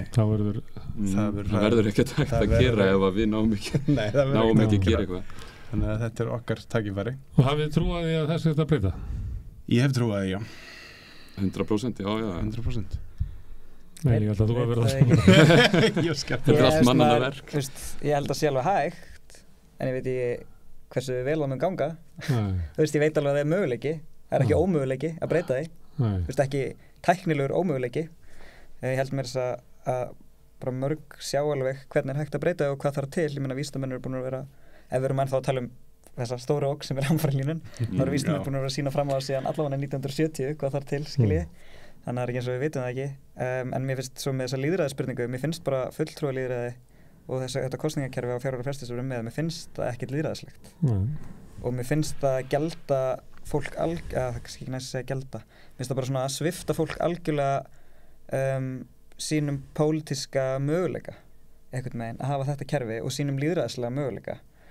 Og veist, ég veit ekki hvernig kerfi verið betur eða hvaða lausnir eru, en ég veit bara mér finnst þetta ekki lýðræðislegt og ég hef enga trú á nýjum ríkisstjórnum. Bara enga, ég held þetta verði alltaf sama farið og ég veit ekki hversu mörg ár við þurfum að fara efst. Já, ef einhver getur, þú getur það kannski, þú ert með svo margt í hausnum, en ef einhver getur komið með eitthvað svona dæmi ríkisstjórnir sem einhvern veginn enduðu ekki allar bara í sama maukinu cirka bát, þú veist, þá þetta er mjög gott að fá það, en svo erum við með náttúrulega dæmi annars staðar í heiminum þar sem við verðum að reyna annars konar stjórnarfarskerfi sem hafa örugglega sína galla, bara án og vafa, eins og í Rojava, þar sem þeir eru náttúrulega mikið að vinna með svona minni eiginlega eins og, hvað segir maður, sveitafélaga, bara það er ekkert ríki, það eru bara svona samtök sveitafélaga einhvern veginn, ef ég get íslenska á stuttumáli. Svo er náttúrulega Zapatista-hreyfingin í Mexíkó meðal annars, þar er hægt að horfa til Baskalands líka, það sem er kannski meira svona syndikalismi, og þú veist, mér finnst þetta allt bara forvitnilegt og spennandi og já, einhvað sem að væri kannski hægt að horfa til að fá innblástur að ímynda sér eitthvað annað en bara nýja ríkisstjórn. Lýðræði sé að það kjósa 4 ára fresti. Ragnar er náttúrulega að tala svolítið gegn því að það kerfi mun ekki virka nema sé virk þáttaka almennings á lýðræðisvettvangnum, út á götu í mótmálunum, inn í verkefnisfélögunum, í leigjendasamtökunum. Mér fannst það nefnilega gaman að heyra hann tala, þegar mér fannst hann svolítið vera að tala svoleiðis. Lýðræðiskerfi virkar ekki öðruvísi, sko, nema almenningu takið þátt. Já, það er eiginlega dýrlegt. En það þarf líka að gera kannski almenningi að fært og ekki alltaf senda þau skilaboði að maður geti bara kosið og þá er það búið, þú veist. Það er ekkert jafn niðurlægjandi að kjósa, finnst mér, sko, í alþingiskosningum.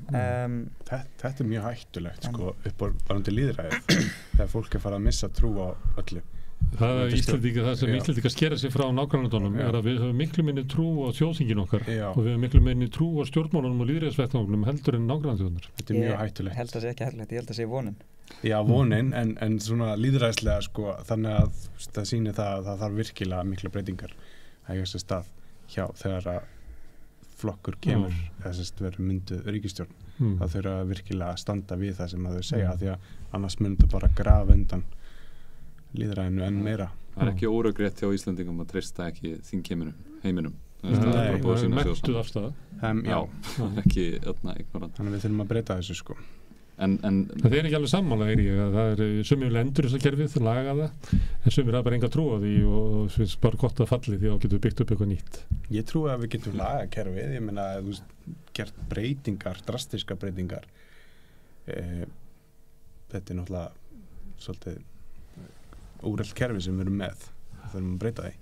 Það mun þurfa margt, en það er eitt mjög heillandi við þetta svona róhafa fyrirkomulag og að það sé meira svona sjálfstjórnar hér eða ykkur skonar að mér skilst að þetta sé kannski líka svona raunverulega leiðin út úr veðurfars hamförunum er að nærsamfélögin séu mun meira í sjálfstæð, sko, sjálfburðan á að bera sig sjálf, þannig að kannski mun það einhvern veginn tengjast inn í þetta, sko, en varandi, sko, það að missa traust á lýðræðinu og óttan við það að eins og ég sé það núna og eins og er að gerast í Bandaríkjunum, tel ég, er að milli- og lágstéttirnar eru bara skildnar eftir og kramdar, þú veist, og það er enginn að fara að bjóða þeim, það er enginn af establishment, venjulegu stjórnmála fólkinu er ekki að bjóða þeim neina raunverulegar lausnir. Þannig að þegar það kemur ykkur eins og Trump og er að öskra yfir allt og segja, skilur, nei, ég gæti keypt þig, þú veist, ég keypti þig bara, sem er alveg rétt hjá honum, og þá resonator fólk rosalega við það og þannig að maður hefur áhyggjur af því að ef við náum ekki að grípa einhvern veginn inn í og bæta hag fólks í grunninn, þá muni á endanum rísa upp ykkur, þú veist, hægri fasisti sem að elur á tortryggni og hatri og réttmætri gremju fólks og færa það með sér í eitthvað rugl.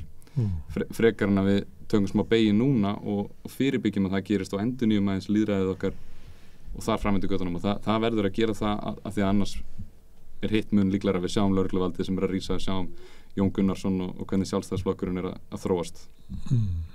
Það myndi skemma vonina þína að kerfið myndi falla, það var ekki þar með að koma eitthvað betri í staðinn, sko. Það er kallar að segja það. Já, ég er bara, það er bara auðvitað staðrend. Það er ávættan. Og við erum kannski þar. Svo er náttúrulega það sem er kannski helst að gera í stjórnmálum í heiminum er að, sko, lýðræðis kjörin stjórnvöld eru að verða fasískari, sko.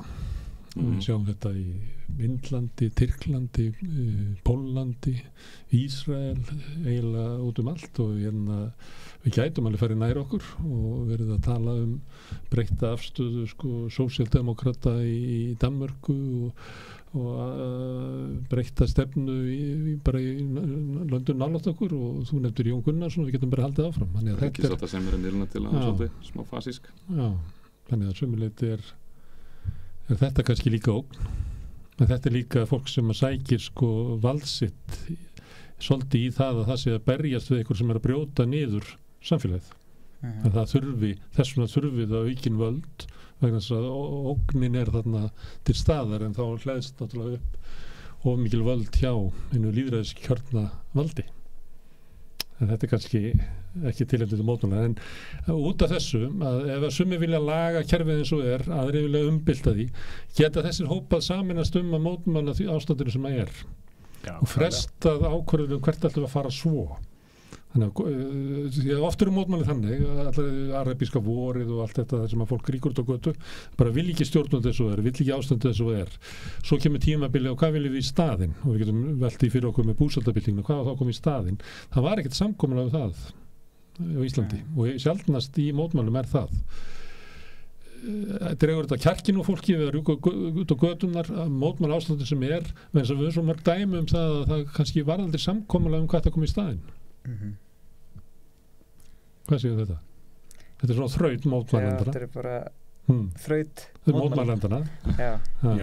Ég veit ekki, ég er líka samt að mótmæli einmitt eins og þú veist að lýsa þetta er ofta ekkert eitthvað svona maður fer ekki fólk fer kannski ekkert að mótmæla með eitthvað svona og veit nákvæmlega hvað er framundan. Það er eitthvað með svona mælirinn er fullur og þú ert bara og þér langar líka bara að fara og tjá þitt frelsi einhvern veginn og líða þú veist eins og þú getur tekið þína mannsæmt einhvern veginn í þínir eigin hendur og svona átt þinn tilvistarétt mér finnst mótmæli snúast mikið það óháð því svo hver útkoman er fyrir því persónulega eða samfélagið Svo þarft ekki að svara því þú ert mótmæla Nei, mér finnst það ekki bara ég vil þetta ekki Já, mér finnst það allt í lagi Já, 95% af okkur ætti að geta sameinast það að þegar við erum að standa fyrir í ykkur svona krísu að þá á ekki að gera það að aðgerðina sem ríkisstjórnin fer í muni bara bitna á þeim sem minnst hafa eða ekki eins með þeim sem minnst hafa bara á almenning frekar en að þeir toppanir taki á sig smá skell líka, það má alveg líka sko. og sama tíma er engar raunhæfar áætlanir í húsnæðismálum ég held að fólk finni það og viti það og þar getum við sameinast og við vitum að þetta er ekki nógu gott þannig að við getum bara mætt núna krafist þess allan að þessu basic hlutir séu gerðir að því við vitum að það mun hjálpa okkur öllum Ætlið að mæta ef að Ragnar bóða til mótmæla? Hygglust, já Það fer kannski bara eftir formyrkjunum smá auðvitað en ég treyst hann alveg til þess að vera með góð formyrkju En þú bettir á það að ef það er mótmæli og hann er með ykkur 5 punkta og þú vilt mótmæli ykkur öðru þá þú bara með þetta í spjald og mér fannst líka að hann var að segja þú veist að það þarf að kalla til fleiri skilur og það þarf að kalla til samtök og það þarf að kalla til unglega flokka pólitíska hreyfinga whatever ef þeir vilja og þú veist, bara fólk hérna mér finnst það vera svo mikilvægt að hafa einhvern svona breiða samstöðu, ég hef alltaf verið mjög mikið fyrir það að reyna að fá fólk sem er með mismunandi málefni og er að berast fyrir mismunandi hlutum, að fá þau til að koma saman og miðla þekkingu og miðla sjónarhóðnum, ég er mjög mikið fyrir það og finnst það mjög mikilvægt og finnst það skorta algjörlega hérna, mér finnst allir verið sínu hóðni mjög oft, þannig að mér finnst flott að hann sé að kalla eftir þessu og bara spennandi að sjá En ef við myndum ímynda okkur svolítið mótmæli, ef við tekjum svona hópa sem hafa verið að mótmæla umhverfisinnar fólk sem er að mótmæla bara við getum kallað lífskjara krísunni sem er núna, sem eru svona efnaðslega mótmæli, leigjendur stjórnarskrárfélagi við nýja stjórnarskrár ef allir þessu hópur er bara saman á mótmælum allir með sína áherslu hverju er verið að mótmæla þá? Bara ríkjandi ástandi í samfélaginu það sé ekki hlusta á okkur Var það ekki það sem hann var að tala um? Já, það sé ekki hlusta á okkur Já, ég held að Já, ég samanlega það sé ekki hlusta á okkur það er bara, við erum að reyna að kalla fram einhverja breytingar sem að skortir í samfélagi, eða skortir af ákvörðunarvaldinu En er einhverja sameiginlega kröfur ef að hóparnir eru með sínar kröfur hver er þá svona sameiginlega krafan? Ég held að það sé klálega húsnæðismálin og loftslagsmálin það er ef einn er að mótmæla loftslagsmálin og annar er að vill á stjórnarskrána það verður að taka stjórnvöldur að beygja sig undir þjóðaratkvæðagreiðslu það sem er samþykkt næsti er að vill skattlæningu á bankana eða lækka skattn eða vextina og Ég held að krafan sé svolítið svona drullið ykkur frá ég held að sé smá drullið ykkur frá en svo einmitt eins og þú segir, kannski ekki alveg búið ákveða hvað kemur í staðinn en þá líka bara magnast átökin ég sé þetta svolítið fyrir mér sem, að því ég var nú að tala um ofbeldi og hvaðan, það eru bara átök og fyrstu átökin eru að koma frá því sem er og svo eftir að það er farið frá þá verða átökum hvað verður næst skilur við, og það er bara fólk og hreyfingar og hugmyndafræði geta bara verið misskipulaðar í því, þú veist, ef maður er búin að sjá fyrir sér að það verður eitthvað næst, þetta er nógu öflugt núna til að koma frá því sem er og það mun opnast möguleiki á einhverju sem verður eitthvað annað eða það sama, það getur líka verið að þau öll séu búin að skipuleika sér nógu vel til að fylla bara aftur upp í rými sem skapast en ég held að fara bara eftir svo fylkingum í rauninni hversu breiðar sem þeir eru eða þú veist mjóar eða faskar eða vinstrisinnar eða hvað það er hversu vel þú ert búin að skipuleika hver nær að fylla upp í þetta rými og það verða alltaf átök það verða aldrei allir sammála skilur þetta er stöður í þróun stundum sem er eitthvað skrítið eins og í írensku byltingunni eða kom Khomeini út í það er kannski engin veið á það 2 árum áður en við ættum að geta sameinast það að stjórnvöldin eru ekki að stjórna í takt við hagsmuni og vilja almennings og eins og með nýju stjórnarskrána að þú veist við kusum hana og þjóðareigagreiðsla til stjórnlagaþings og svo var hún samþykkt en einhvern veginn er það bara, mér finnst að við ættum öll að vera sammála það Íslendingar að það var ekki virt þjóðareigagreiðsluna okkar þarna og hvernig, af hverju það er lagi það er, þú veist, allar hrútskýringarna sem þau koma með bara halda engu vatni og þetta er eitthvað sem við ættum bara á prinsipatrið að standa föst á og ættum, þetta er nótilefni í sjálfu sér til þess að fara öll að mótmála Já, klálega og líklega er það þannig í samfélaginu og bara óumdeilt að almenningur í Íslandi treystir ekki stjórnvöldum þau treystuðu í smá tíma meðan það var COVID-faraldur þannig að treystu duga til þess að ef að það er teiknuð upp stórkostlega ógn sem að við verðum að beygja okkur undir stjórnvöld til þess að verja okkur fyrir að þá sleppur þetta en leið og það líður hjá það dettur þannig í sama farið að almenningur upplifir það að stjórnvöld séu að svíkja sig það er líklega staðan það sem að Ragnar er að vísa til og staðan sem að flestir upplifa á Íslandi Já Herðu, vonandi verður þetta að vera góð mótmæli þegar ekki? Það held ég, jú, það er komið tím til ég finn orkuna og ég held að það verði alveg mikil mæting og viður til mótmæla það viður að vel til mótmæla Já Eli Guðni og Karl takk kærlega fyrir mig og við erum ekki alveg búin því að hérna koma feministka fréttir eftir öllum Kekja Samstöðin er á öllum hlaðvarpsveitum Rauðaborðið, Sanna Reykjavík Samtal á sunnudegi og helgispjall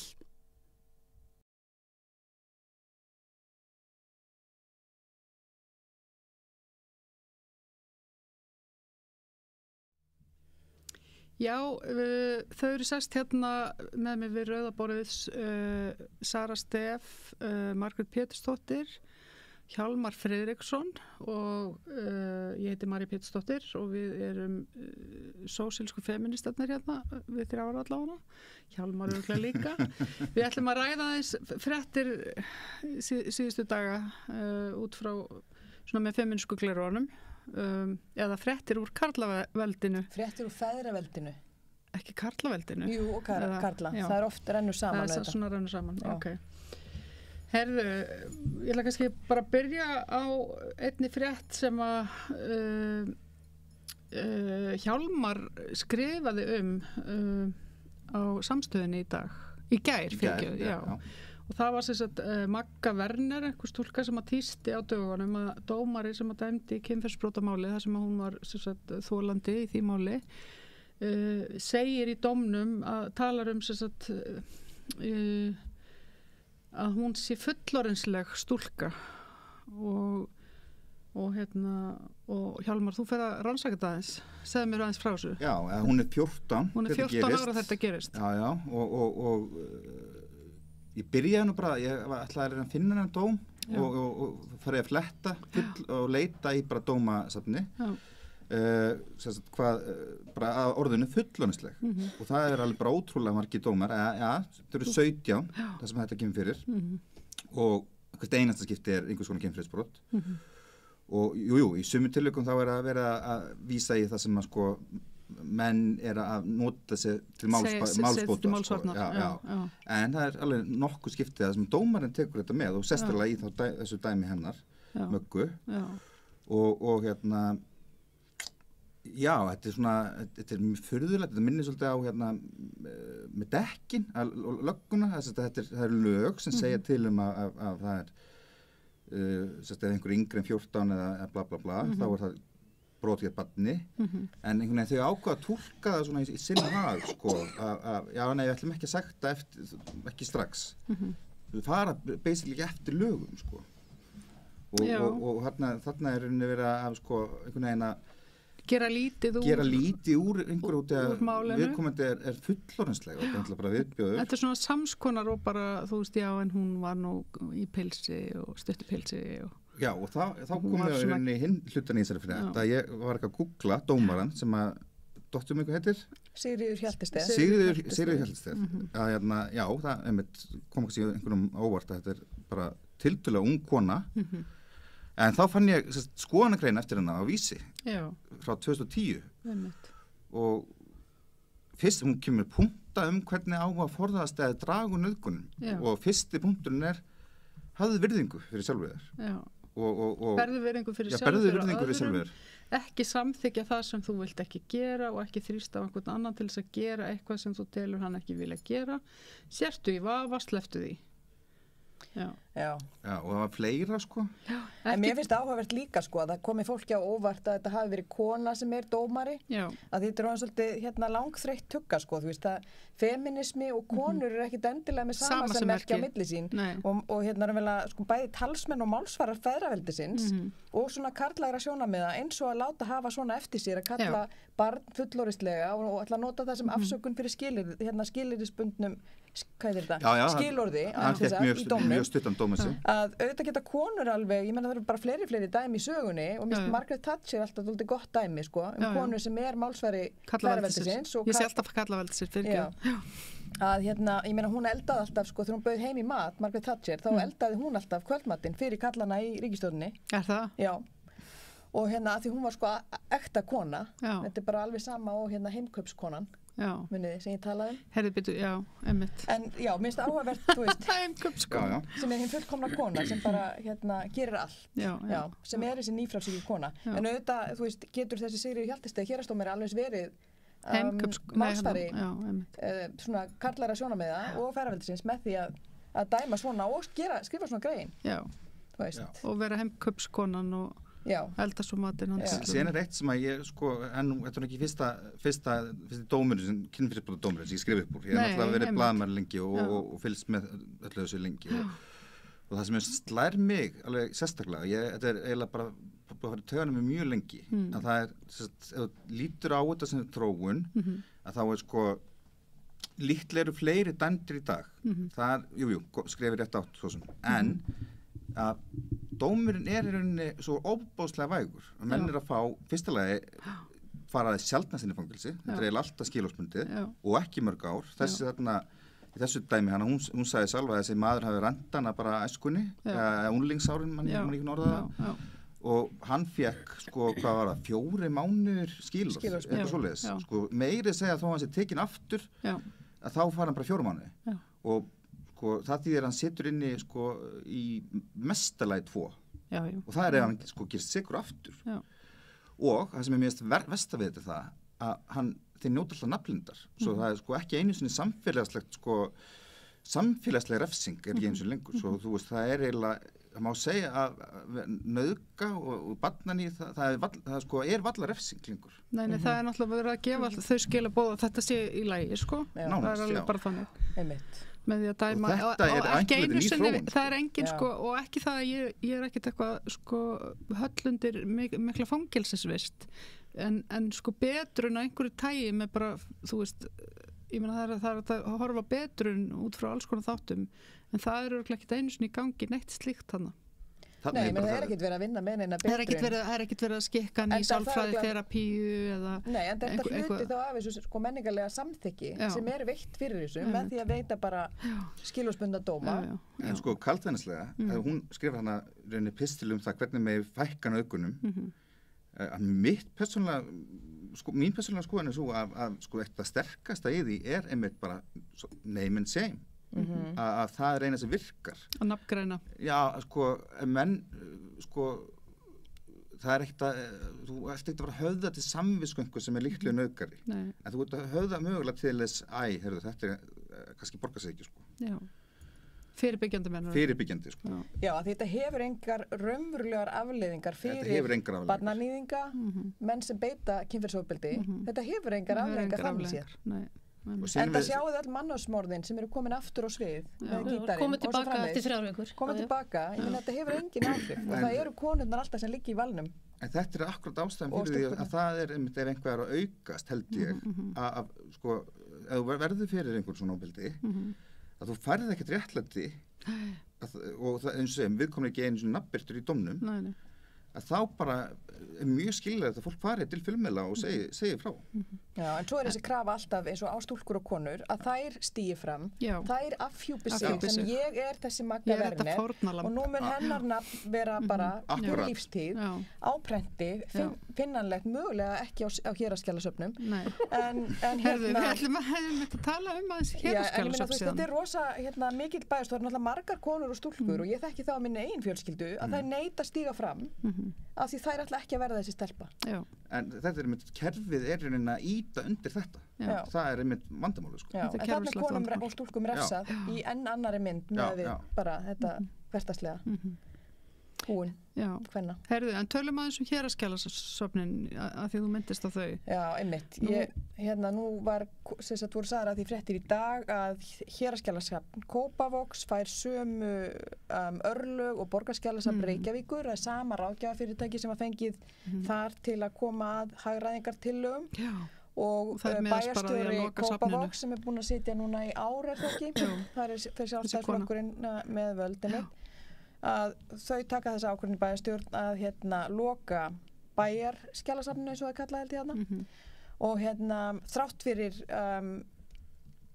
ákall bæði bæjarskjalavarðarins sjálfs og fleiri náttúrulega sagnfræðinga félagið sendi frá sér yfirlýsingu í dag þessa lokun og Egill Helgason spurði einmitt í Silfrinu helgina hvaða kultúrleysi sem væri. Hvaða kultúrleysi væri í gangi. Já, ég meina þetta er svona náttúrulega bara augljóst að þú veist, það verður engin hagræðing að þessu vegna þess að peningarnir í þessum bransa eru bara ekki nógu miklir, þú veist, en það sem er verið að gera þarna er náttúrulega verið að kúa fólk til undirgefni, það er verið að loka á upplýsingar sem annars væru nærtækar í sveitafélaginu og senda þær áfram inn í þjóðskjalasafn sem að hefur hvorki húsnæði né resursa eins og sakir standa allavega núna til þess að taka við neina af þessu og þessar aðgerðir eins og ég veit að borgarskjalasafn og sagnfræðingar hafa bent á þar að bara svona fjárhagsleg útfærsla á því að færa borgarskjalasafn undir þjóðskjalasafn er rándýr operasjón.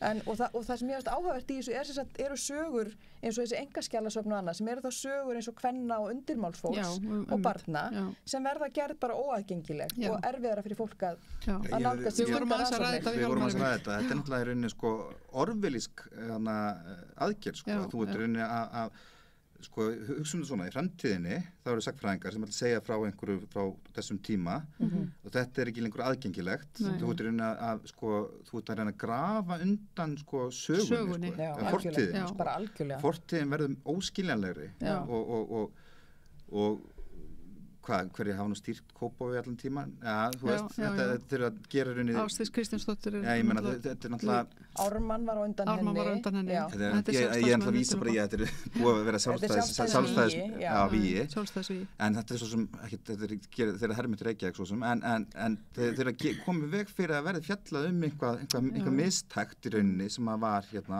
einu sinni En þetta er líka eða fortíð en mér finnst þetta líka svolítið svona áhugavert í ljósi þess sko að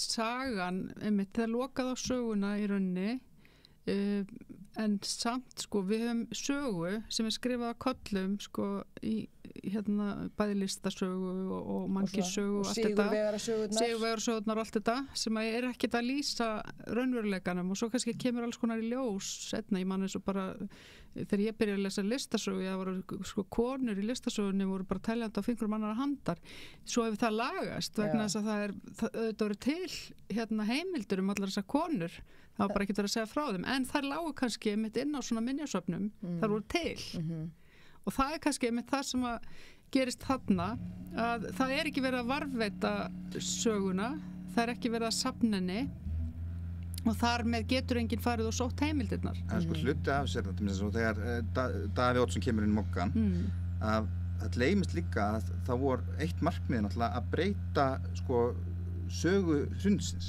Já, akkurat, alveg rétt. Að sko sagfræðingar, þeir þurfa alltaf að byggja alltaf á heimildum og síðan þegar kannski ákveðin tími liðin, þegar við erum að tala um einhvern sem að liði ekki á þessum tíma er að reyna að safna sér heimildum hvernig tóku Íslendingar á hruninu að eina sem þið finna þá kannski einhverja sko ritstjórnargreinar í Moggann leiðari eftir Davíð Oddsson í Trestavest en það sem ég var að reyna að segja þetta raunverulega verið að kúa fólk bara til svona það verið að dumbing down the nation með þessu og ég ætla bara að skjóta inn hérna að Hannes Hólmsteinn það er verið að kveðja hann með pomp og prakt í háskólanum nú stendur til eitthvað mega veisla þar ætla að halda Davíð Oddsson, Geir Haarde og Bjarni Benediktsson allir halda erindi og allir halda erindum um hrunið og rauninni alls konar legasögur hrunið og ég skulum alveg bara gefa okkur það að þeir eru ekki að fara að tala ítla sjálfan sig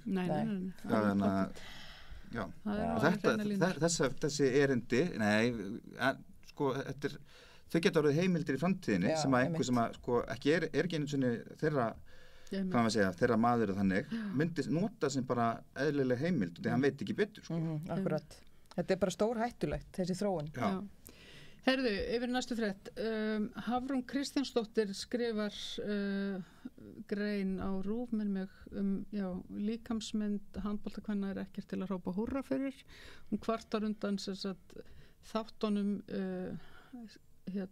afturheldingu skarpjæni afturheldingu þar sem að hann gerist uppvís að því að í rauninni þetta svona líkamsmánun líkamsmánun og mjög eitraða svona þjálfaramenningu Magga, ertu búin að horfa á þetta? Nei. Ég búin að horfa á fyrstu 3 alveg kláraði næstu Það er bara 3 komnir, eða ekki? Já, ég er búin að sjá alla Þú ert búin að sjá þetta, Hvernig finnst þér? Mér finnst þið góður og ég held að sko ég hef ekki lesið þessa frétt en ég held að sko þættinir eru tvímælust ekkert að láta eins og þetta sé jákvætt sko Nei nema síðu sé sko þetta er einhver ádela á þetta sko svo mér finnst það ekkert þetta skamma þættina fyrir neitt sko Ég er alveg sammála því, það er alveg skýrt sko, það er verið að deila á þessa menningu en þetta er bara, þú veist, enn og aftur, þú veist, svona ríkjandi menning virðist vera í íþróttum. Segðu mér hans frá þessum þáttum, ég er ekki búin að sjá þetta, ég vissi ekki eins og af þessum þáttum, ég fylgist svo lítið með sjónvarpi. Já, ég er svo sem, þú veist, ég er ekkert íþróttafann og veit rosa lítið íþróttir en ég horfði á þetta sko, ég sá að það var verið að tala um þetta bara online en þá er þetta sem sagt svona afdankaður fyrrum landsliðsmaður sem er sóttur til Danmerkur í einhvern smábæ þar sem hann liggur fullur alla daga og hefur reynt að selja ólympíumedaljuna sína eftir einhvern ólympíu sigur handboltalandsliðsins sitt, maður heyrir svona verið að vísa kannski sögu Fúsa já og hann er sjanghæður heim og boðið þjálfarastarf þú veist, einhverju vinnir hans það er svona eitthvað heiðursmanna svona félagarnir sko, ætla að bjarga vinni sínum eins og ég skilda gefa honum annan sjens og svo var nú reyndar eitthvað svona pólitík í þessu sem ég man ekki alveg en hann fer að þjálfa þetta kvennalið og gerist náttúrulega uppvís svona bara eitraða ömurlega karlmennsku þetta er svona í svona bókmenntalegu skilningi þá er þetta sko niðurrif en síðan upphafning líka sko að það er verið að rífa niður sko þessi minni eða trúpi eða hvað sem þetta kallar en síðan er það byggt aftur upp því hann sko virðist allavega að vera á betruna leið sko og hann læri sína leksíu og eitthvað svona þetta er eitthvað svona í lok 3. þáttar eða hvað já, hann er svona hann er hættur að drekka og svona já, einmitt og hann kemur hann inn með eitraði kallmennsku en læri sitt hvaða konunum líka þetta er eitthvað svona sem er ekkert slæmt í sjálfu sér sko einmitt Já, en hún svolítið, þetta svolítið svona, þetta vekur örgulega, þetta triggerar örgulega svolítið sko kannski sérstaklega íþróttakonur, ég veit ekki en mögulega bara fólk sem hefur verið í íþróttum.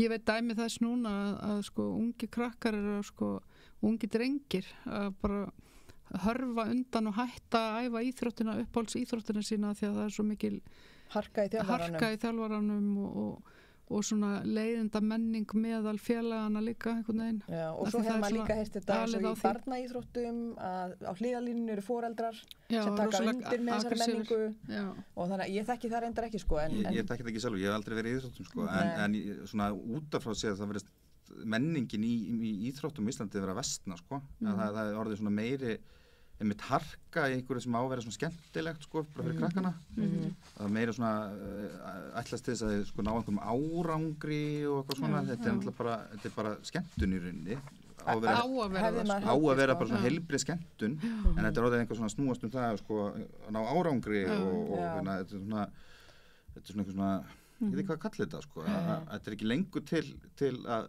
heilbrigð sáli hraustur í líkama. Nei, þetta er ekkert lengur svoleiðis. Þetta er ekkert svoleiðis sko. En það er rosa líka mjög snemma, dóttir mín var í 5 leikum og þótti efnileg og það er rosa snemma sem þau byrja að reyna að sikta út krakka í svona afreks íþróttir og hún lendi svolítið í því og það meitt gerist með hana að hún bara kiknaði undan því álagi en það sem maður fann líka var sko að á æfingum að þá var henni veitt alveg rosalega athygli að þjálfaranum á meðan að öðrum krökkum, þú veist, þá fengu þau miklu minna þannig að var eiginlega, þú veist, eins og þau væru að niðurgreiða bara fyrir mig afreks þjálfunina sem að hún hlaut þú veist, ég var bara með óbræði munni þetta var ekki þetta er svolítið rosalega já, og ég sko utan af séð þá ég aðeins umgengist einhver svona fótboltastráka og menningin þar virðist í fljótu bragði vera svona helsta kallrembu svona, hvað maður segja víi kallrembu það er svona fótboltastrákar en það sjáum við nú allt sem gerist í KSI og allt já, ég er að vísi það líka sko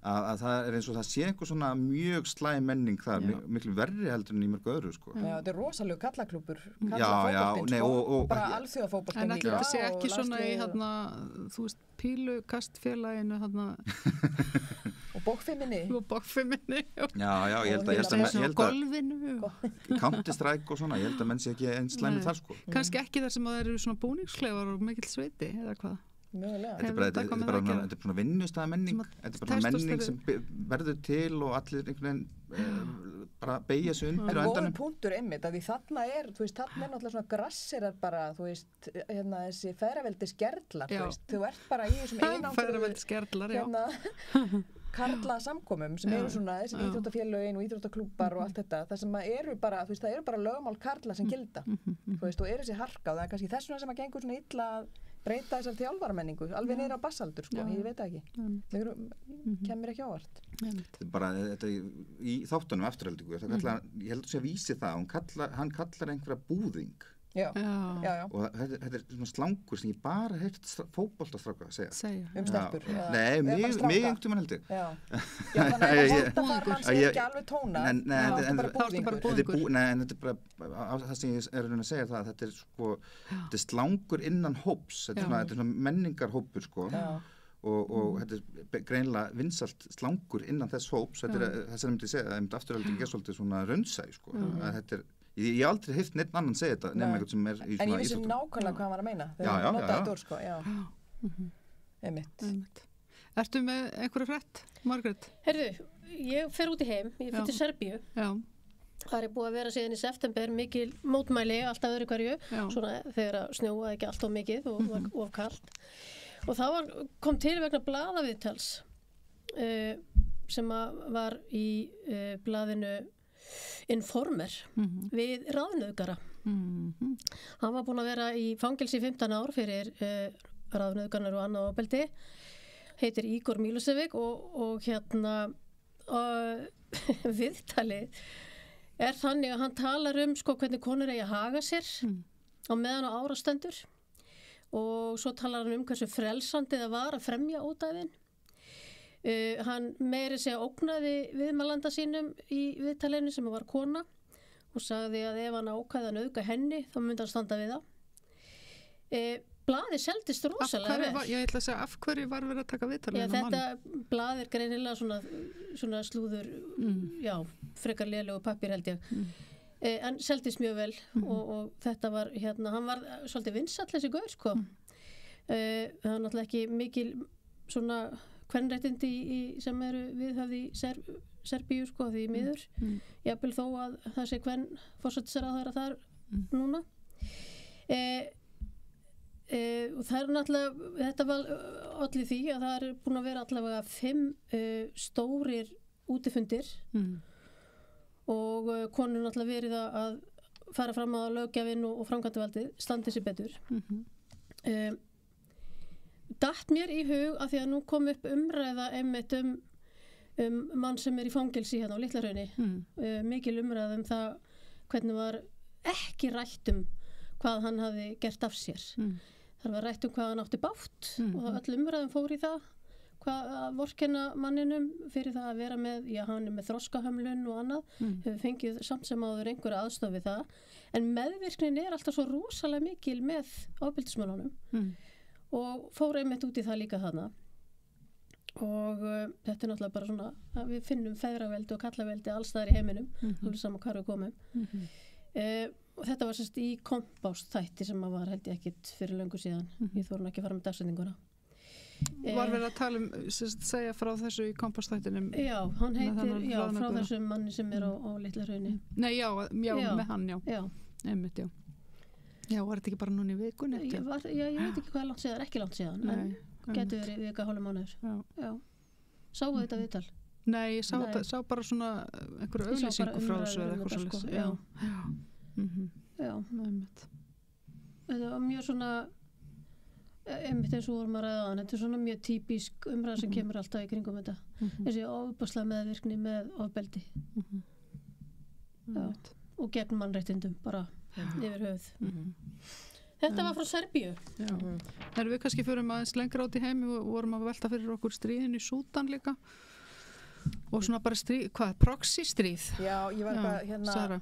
Fekk svona semi-vitrun sem að örgulega margir að fengja á undan mér, ég bara svo seinþróska. En nei, ég fór að hugsa þetta, þetta er frekar, þetta stríðir nýhafið í Súdan núna, ekki satt? Já, byggt okkur vinaslitum það ekki? Jú, þetta eru 2 karlar. Tveir karlar sem að sinnaðist. Sinnaðist. 2 karlar og fylkinga þeirra sem hefur sinnast, já. Þannig að þetta er einhver herfóringja stjórn og svo einhver svona paramalisja sem að stríða þarna í óþökk fólksins allavega með hvernig ég les fréttir. Það er ekkert verið útskýrt sko, hvað er standa fyrir en neitt sko. Já, það finnum eftir hvað fréttir maður les sko. Já, ég hef alltaf ekki séð það sko. Nei, en þannig ég hef lesið þannig fréttir og deilti með mitt inn á sósíalska feminista Facebook-grúppuna. Það sem var talað sko, þetta væri mitt bara stríðandi fylkingar 2 karla sem væru í proxy stríði sem sama hugtak og hefur verið notað núna fyrir stríði í Úkraínu.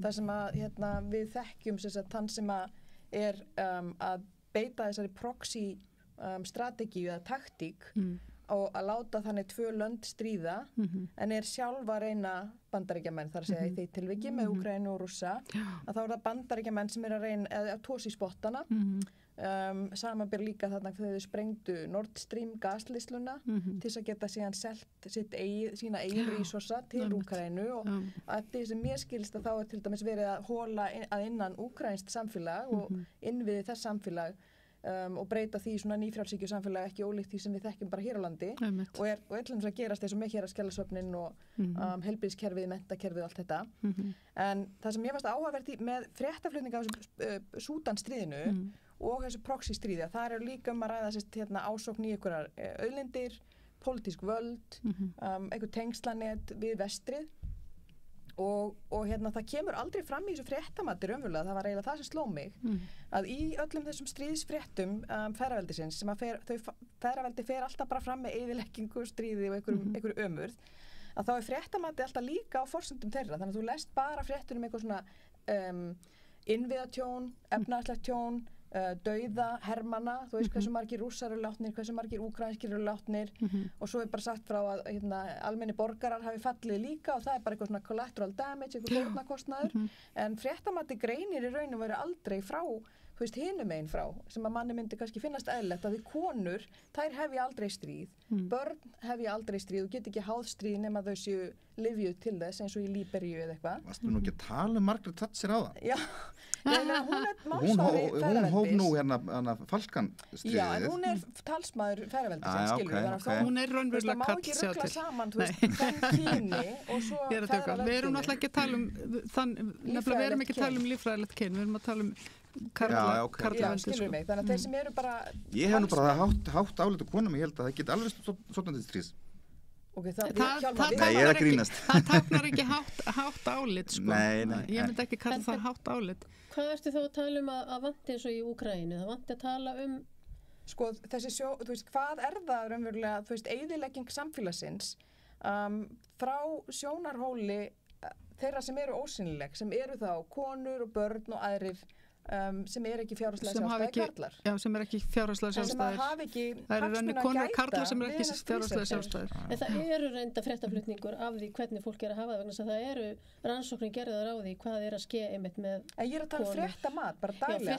En ég fór, að því á leiðinni í strætó, það fór ég og gerði Feminist News. Já, þær eru bara eins og Nasdaq og Dows og eitthvað svona skilur, en þú gerir Feminist News eða Global Feminist News eða Feminist News Today, þá færðu bara upp eitthvað að það var bókmenntaþing kvenna haldið.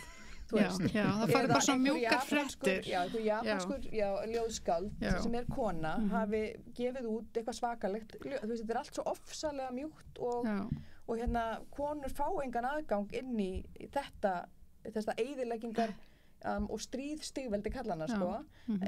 Og þetta sýna bara svo augljóslega hversu valdalausar konur eru í raun og veru ef það spil ekki leikinn eftir formerkjum kalla eins og Margaret Thatcher gerði. Af því hún gerði það svo vel, Hjálmar, að hún meiri sér þegar hún bauð þeim heim í mat að þá gerði hún sósuna og kjúlan og allt þetta fyrir það. Þeir sátt og byðu, hún var inn í eldhúsi, hún rétti matinn í gegn og maðurinn hennar satt með þeim köllunum. Af því hún var að taka þetta kvenn hlutverk sem er skilyrt af köllum bara alveg to the top. Nefnum að það fór í vinnuna náttúrulega. Ertu ekki að meina það? Já, ég meina hún er að leika því fullkomna kvenn hlutverk sem er þá er hinn fullkomna kona alveg eins og kallinn er búin að skilgreina hana og getur líka, Hjálmar, hafið stríð. Þetta er alveg rétt. Þú ser þetta oft í hægrinni í Ameríku. Þá er eitthvað svona Sara Palin. Já, bara svona skilir þessu hugulegar og það er sko heimkauppskonan. Þurfti það eitthvað hægri til? Var ekki Hillary Clinton og alls? Nei, ég er að tala um svona alldrætt svona eins og Candice Owen. En Hillary Clinton er alveg dæmi konu sem ferðarveldisins eins og fleiri, eins og Kamala Harris líka. Ég meina Kamala Harris og og Biden, ég meina þau eru höfundar fangelsiskerfisins í Bandaríkjunum. Bara eins og, þú veist, milliríkja, bara eins og allræðis fangelsiskerfi. Þau tvö eiga heiðurinn að því kerfi. Hugsa ykkur, já. Hún var Kamila var saksóknari í Kaliforníu og var mjög hörð við alla sem voru teknir með kannabis eitthvað svoleiðis. En síðan fór hún að monta sig í einhverju viðtali, já, ég fæ mig reiki stundum gras. Og þetta er svona algjör tvísnúningur. Tvískinningur. Hún notar þetta bara sem recreationally til að slaka þess á. Já, en sen er hún sko bara lífstíða fangilsi. Já, einmitt. Og einmitt yfirleitt bara einhverjur fátaklingar sem hún hendir í fangilsi. Já, það er bara fátakt fólk sem er sett í fangilsi. Akkur kannski sömu menninu voru kannski sko út við henni sko. Þetta er svona, já. En það var bara þetta sem ég vildi með Súdanstríðið, þetta sló mig aðeins bara, af því að það eru náttúrulega, það kom skýrt fram í frétti á Morning Star online allavega, þú veist að það eru, og það var kona sem er heimamaður þar, sem skrifaði fréttina, hún segir bara, þú veist, þetta er ekki stríð, enginn hér hefur beðið þetta stríð. Nei, enginn hér er... En er þetta bara þannig að það voru, sko, eina sem ég veit þetta, ég skal bara veikina, ég hef ekki lesað mikið en ég horfði á fréttir RÚV, og þá var þetta ekkert útskýrt nema bara að þeir hafi einhverju tveir félagar þarna hafi rænt völdum með einhvern árið. Nú sé þeim að sinnast og ekki lengur vinnir. Og þetta er bara eins og Barney Sís og ískamyndin. Nú er bara vinast lit og þá faraði í stríð. Þú veist, ég trúi ekki að segja svona einfalt. En mér finnst þetta nú ríka svona white supremacist að segja frá þessu svona, því að myndi segja svona, tala svona Biden og Boris Johnson ég myndi aldrei segja að þetta eru 2 kallar þeim sinnaðist. Nei, ég alveg samanlega ég trúi því eiginlega ekki að segja svona einfalt sko. Það hlýtur eiginlega að vera eitthvað meira annað baki. Það er að gera lítið úr þeim. Svona hlýtur eiginlega að vera. Af því þeir eru En ég ætla kannski bendi ykkur á að í Rauðaborðinu hefur hann Gunnar Smári eitthvað verið að tala við konu stríðið í Súdan. Helenu Ólafsdóttur. Öryggisfulltrúa. Þannig að það er þetta fræðast eitthvað þetta stríð í gegnum þær klippur á YouTube eða samstöðinni. Heyrðu, fleiri feministka fréttir? Já, Afganistan er bara, þar var fyrir nokkru viku síðan náttúrulega kom upp það mál að talibanar bönnuðu konum að vinna hjálparstörf og Sameinuðu þjóðirnar náttúrulega voru með hnefana á lofti, þetta var bara hræðilegt. Nema núna að fara fram í maí eru þeir að plana skal ég segja þér einhver, ég veit ekki hvort þetta er einhver fundur eða ráðstefna eða eitthvað og þar er hún aðstoðar framkvæmdastjóri Amina Mohammed hjá Sameinuðu þjóðunum. Hún ætlar á þessari ráðstefnu sem að fara að ræða það að taka lítil skref til þess að viðurkenna talibana. Það náttúrulega var allt brjála, konur risu upp aftur eina ferðina enn í Afganistan og sagði bara sko girðið ykkur í brók Sameinuðu þjóðir og vinsalegast aðtíð að talibanar eru ekki afl til þess að fara að viðurkenna sko. Og mannréttindi okkar eru meira verið að það að við fara að tala um þetta þannig. Þannig að enn konan sem er nú ekki alveg standa sig. Það er svo makró, að því sko, ég meina, hvaða kona hefur ekki heyrt þetta? Þarftu ekki bara svolítið að fara svolítið varlega að honum? Já, tipplans og tánum og. Nákvæmlega. Já. Það er svolítið óþolandi. Já, óþolandi. Herði, og svo er náttúrulega í Íran ennþá allt í gangi. Já. Og ekki skánar það, einmitt. Nei, en konur þar og menn sem standa með þeim eru ótrúlega hugrökk. Já, alveg, það er ótrúlega. Það er að kerfum út á götum og þannig að þetta er magnað að fylgjast með. Já, það er magnað að fylgjast með því, einmitt. Leiðilegt samt að þurfa síðan að fara að líka að berjast við sko Sameinuðu þjóðirnar. Mann finnst það eiginlega svona einum of. Já, einmitt. Herðu, köllum þetta gott í sósíalskum fréttum dagsins í dag. Við sjáumst hérna allavega einhver okkar viku liðinni. Takk. Er rétt að greiða lágmarkslaun fyrir hámarksábyrgð? Til að manna mikilvægustu störfin þarf mannsæmandi laun. Efling stéttarfélag. Samstöðin er í eigu hlustenda, áhorfenda og lesenda. Þú getur átt samstöðina ásamt öðrum félögum í Alþýðufélaginu. Þú getur gengið í Alþýðufélagið á samstöðin.is. Þar er hnappur sem segir skráning. Með því að ganga í leigjendasamtökin styður þú baráttu leigjenda. Leigjendasamtökin eru fyrir alla þá sem vilja berjast fyrir réttlátu húsnæðiskerfi.